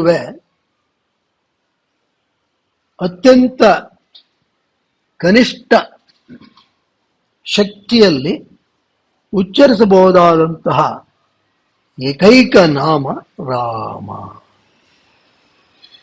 ಅಷ್ಟೇ. Minimum energy. ರಾ ಅಂದಾಗ ಉಸಿರು ಆರಾಮ ಎಕ್ಸಲೇಷನ್, ಮಾ ಅಂದಾಗ ಇಡಲೇಷನ್ ನಡೀತಾನೆ ಇರುತ್ತೆ. ಮತ್ತೆ ಹೆಚ್ಚಿಗೆ ಎನರ್ಜಿ ಬೇಡ. ಯಾಕೆಂತ ಹೇಳಿದ್ರೆ ಇದರ ಉಚ್ಚಾರಣೆ ಹಾಗಿರುತ್ತೆ, ಅಷ್ಟು ಅದ್ಭುತವಾಗಿರುತ್ತೆ ಇದು ಉಚ್ಚಾರಣೆ. ಹಾಗಾಗಿ ಈ ಜಪ ಬಹಳ ಸುಲಭವಾಗಿರ್ತಕ್ಕಂಥದ್ದು. ತುಂಬಾ ವೃದ್ಧಾಪ್ಯ ಆವರಿಸಿಕೊಂಡು ಎಲ್ಲ ಆದ್ಮೇಲೆ ಅನೇಕ ನಮಗೆ ಮಾಡೋಕ್ಕಾಗದೇ ಇರ್ಬೋದು. ಕೈಕಾಲು ನಿಂತ್ಕೊಳ್ಳಕ್ಕೆ ಎಲ್ಲ ಕೈಕಾಲು ಗಡಗಡ ನಡುಗುತ್ತಾ ಇದ್ರೆ ಏನ್ ವೀರಭದ್ರಾಸನ ಮಾಡ್ತೀರಾ, ಏನ್ ತ್ರಿಕೋಣಾಸನ ಮಾಡ್ತೀರಾ? ಉಸಿರೇ ಸರಿಯಾಗಿ ಆಡಕ್ ಆಗ್ತಿಲ್ಲ ಅಂದ್ರೆ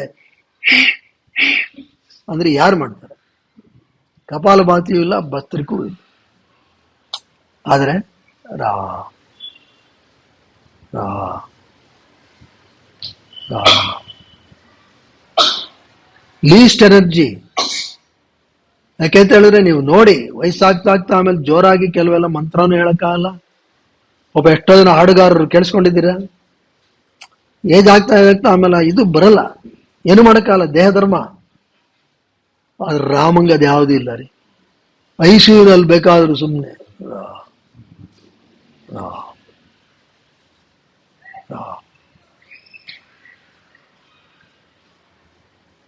ಹಾಗಾಗಿ ಐಸಿಯುಗೂ ಈ ಸೂಟಬಲ್ ಇದು. ಐಸಿಯುನಲ್ಲಿ ಮಲಕ್ಕೊಂಡು ಅವನಿಗೇನು ಹೇಳಲಿ, ಇವಳಿಗೇನು ಹೇಳಲಿ, ಈ ಗೊಂದಲದಲ್ಲಿ ಇದ್ಕೊಂಡು ಯಾವಾಗ ಪಟಕರ್ ಬಿಡ್ತಾ ಗೊತ್ತಿಲ್ಲ. ಅದ್ರ ಬದಲು ಇದು ಮೊದಲಿಂದ ಅಭ್ಯಾಸ ಆಗಿರ್ಬೇಕು. ಐಸಿಯುನಲ್ಲಿ ರಾಮ ಅಂತೀನಿ ಅಂದ್ರೆ ಆಗ್ಬಿಡೋದು. ಮೊದಲಿಂದ ಇದನ್ನು ಅಭ್ಯಾಸ ಮಾಡ್ಕೊಂಡಿದ್ರೆ ಅಂತಿಮ ಕಾಲದಲ್ಲೂ ಬಹಳ ಬಹಳ ನಮ್ಮ ಎಲ್ಲಿ ತನಕ ಉಸಿರು ಶಿವ ಇರ್ತಾನೋ, ಶವ ಆಗೋಕ್ಕೂ ಮೊದಲು ಅದೆಷ್ಟೇ ಅಲ್ಪ ಪ್ರಮಾಣದಲ್ಲಿದ್ರೂ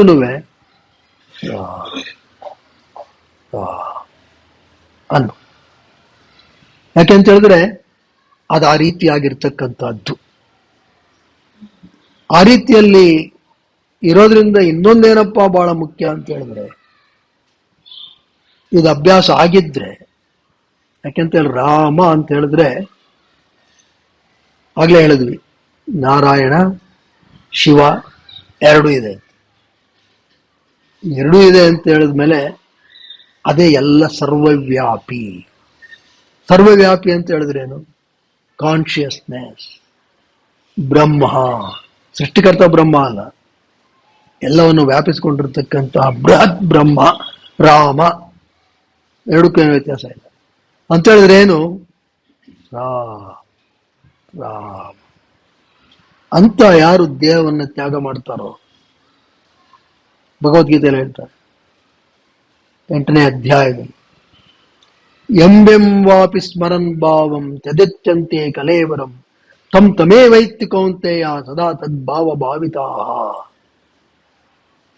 ಅಂತಿಮವಾಗಿ ನಾವು ಏನನ್ನ ಯೋಚಿಸ್ತಾ ಇರ್ತೀವೋ ದೇಹವನ್ನ ತ್ಯಾಗ ಮಾಡಿದ ಮೇಲೆ ಅದನ್ನೇ ಹೊಂದುತ್ತೀವಿ ಅಂತ. ಹಾಗಾಗಿ ಈ ಪರಮ ಪದವನ್ನ ನಾವು ಹೊಂದಬೇಕಾದರೆ ರಾಮ ಜಪ ಬಹಳ ಅದ್ವಿತೀಯವಾಗಿರ್ತಕ್ಕಂಥದ್ದು. ಇದು ಕಂಚಿ ಪರಮಾಚಾರ್ಯರ ಮಹಾ ಸಂದೇಶ. ಮತ್ತೆ ಯೋಗ ಸಾಧಕರಿಗೂ ಬಹಳ ಉಪಯುಕ್ತವಾಗಿರ್ತಕ್ಕಂತಹ ಒಂದು ಜಪ, ರಾಮ ನಾಮದ ಜಪ. ಇದು ಯೋಗದ ನಾವೇನೇನು ಸೂತ್ರಗಳನ್ನು ಅಧ್ಯಯನ ಮಾಡ್ತಿದ್ದೀವೋ ಅದೆಲ್ಲದಕ್ಕೂ ಇದನ್ನು ಅನ್ವಯಿಸ್ಕೊಳ್ಬಹುದು. ಯಾಕೆಂತ ಹೇಳಿದ್ರೆ ಮನಸ್ಸನ್ನ ನಾವು ಅಲ್ಲಿ ನಿಲ್ಲಿಸಬೇಕು.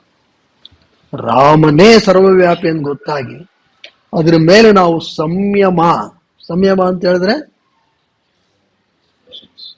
ತ್ರಯಮೇತತ್ ಸಂಯಮ.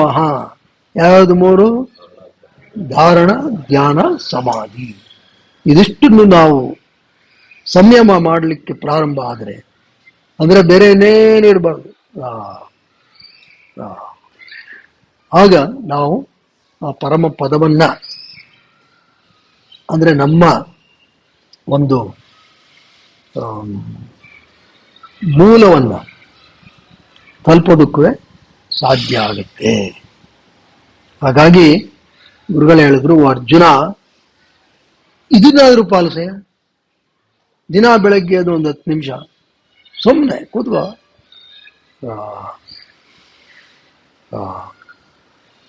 ಮೆಲ್ಗೆ ಹೇಳು, ಪರವಾಗಿಲ್ಲ, ಯಾರಿಗೂ ಏನು ತೊಂದರೆ. ಹೇಗೆ ಉಚ್ಚರಿಸ್ತಾ ಇದೆಯಾ ಗಮನಿಸು, ಮನಸ್ಸೇನಾಗ್ತಾ ಇದೆ ನೋಡು, ಅಭ್ಯಾಸ ಮಾಡು ಮಾಡು ಮಾಡು ಮಾಡು. ಆಗ ಮನಸ್ಸು ಒಗ್ಗುತ್ತೆ. ಹೇಗೆ ರಾಮ ಆ ಶಿವಧನಸ್ಸನ್ನು ಮುರಿದ್ನೋ, ಹಾಗೆ ಕೇವಲ ಈ ರಾಮ ಜಪದಿಂದ ನಿನ್ನ ಅಹಂಕಾರ ಮುರಿಯುತ್ತೆ. ಅಹಂಕಾರ ಮುರಿದ್ರೆ ಏನಾಯ್ತು? ನೀನು ಬೇರೆ ಮತ್ಯಾವುದೋ ಬೇರೆ, ಆ ಭೇದ ಭಾವ ಹೋಗುತ್ತೆ. ನೀನು ಜೀವಾತ್ಮ ಪರಮಾತ್ಮನಲ್ಲಿ ಐಕ್ಯತೆಯನ್ನು ಹೊಂದೋದಕ್ಕೆ ಸಾಧ್ಯವಾಗುತ್ತೆ. ಹಾಗಾಗಿ ಅರ್ಜುನ, ಇಷ್ಟು ನಾನು ಮಾಡದೆ ಇನ್ನು ಸಬೂಬುಗಳು ಹೇಳ್ತಾ ಕಾಲ ಕಳಿಬೇಡ. ಮತ್ತೆ ಈ ಒಂದು ನಾಮ ಜಪ ನೀನು ಎಲ್ಲಿ ಬೇಕಾದ್ರೂ ಮಾಡು.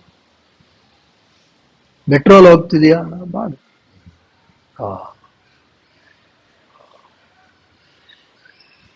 ಯಾರಿಗೂ ಗೊತ್ತಾಗಲ್ಲ. ಮೊದ್ಲಾರದ ತುಟಿ ಅಲ್ಲಾಡಿಸ್ತಾ ಇದ್ದಾನೆ ಅಂದ್ರೆ ಹಿಂಗ್ ನೋಡೋರು ಯಾತಕ್ಕೆ ಅಂತ, ಈ ಕಿವಿಗೆ ಏನೋ ಸಿಗಿಸ್ಕೊಂಡ್ಬಿಟ್ಟಿದ್ರೆ ಈಗ ಮಾತಾಡ್ತಾರೆ, ಏನೋ ಮಾಡ್ತಾರೆ ಅಷ್ಟು. ಮತ್ತೆ ನೋಡಕ್ಕೆ ಯಾರು ಬೇಕಲ್ಲ, ಅವ್ರೇನೋ ನೋಡ್ಕೋತಾ ಇರ್ತಾರೆ, ಒಬ್ಬರೊಬ್ಬರು ನೋಡೋದಲ್ಲಿ. ಹಾಗಾಗಿ ಇದು ಅಭ್ಯಾಸಕ್ಕೆ ಅತ್ಯಂತ ಸರಳವಾದಂತಹ, ಯೋಗ್ಯವಾದಂತಹ ಯೋಗದ ಅನೇಕ ಮಜಲುಗಳನ್ನ ಅಭ್ಯಾಸ ಮಾಡೋದಕ್ಕೂ ಇದು ಮೂಲ ಮಂತ್ರವಾಗಲಿ. ಗೊತ್ತಾಯ್ತೇನೆಯ ಅರ್ಜುನ? ಇದನ್ನು ಅಭ್ಯಾಸ ಮಾಡು.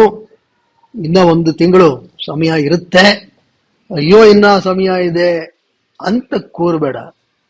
ಈ ಕ್ಷಣದಿಂದಾನೇ ಇದರ ಅಭ್ಯಾಸದಲ್ಲಿ ತೊಡಗು ಅಂತ ಹೇಳಿ.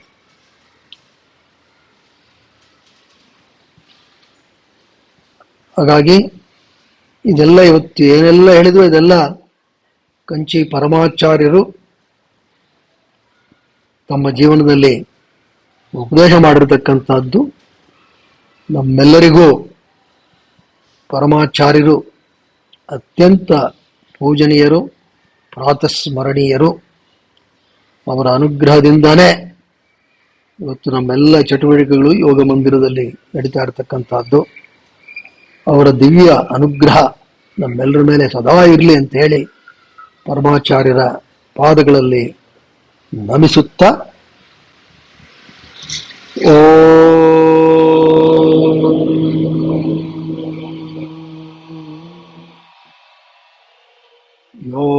ಯೋಗೇನ ಚಿತ್ತಸ್ಯ ಪದೇನ ವಾಚಾ ಮನಂ ಶರೀರಸ್ಯ ಚ ವೈದ್ಯಕೇನ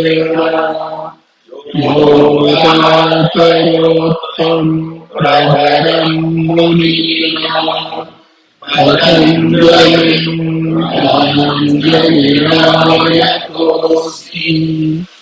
ಹರಿ ಓಂ. ಶ್ರೀ ಕೃಷ್ಣಾರ್ಪಣಂ. ಶ್ರೀ ಗುರುಭ್ಯೋ ನಮಃ. ಶುಭಮಸ್ತು.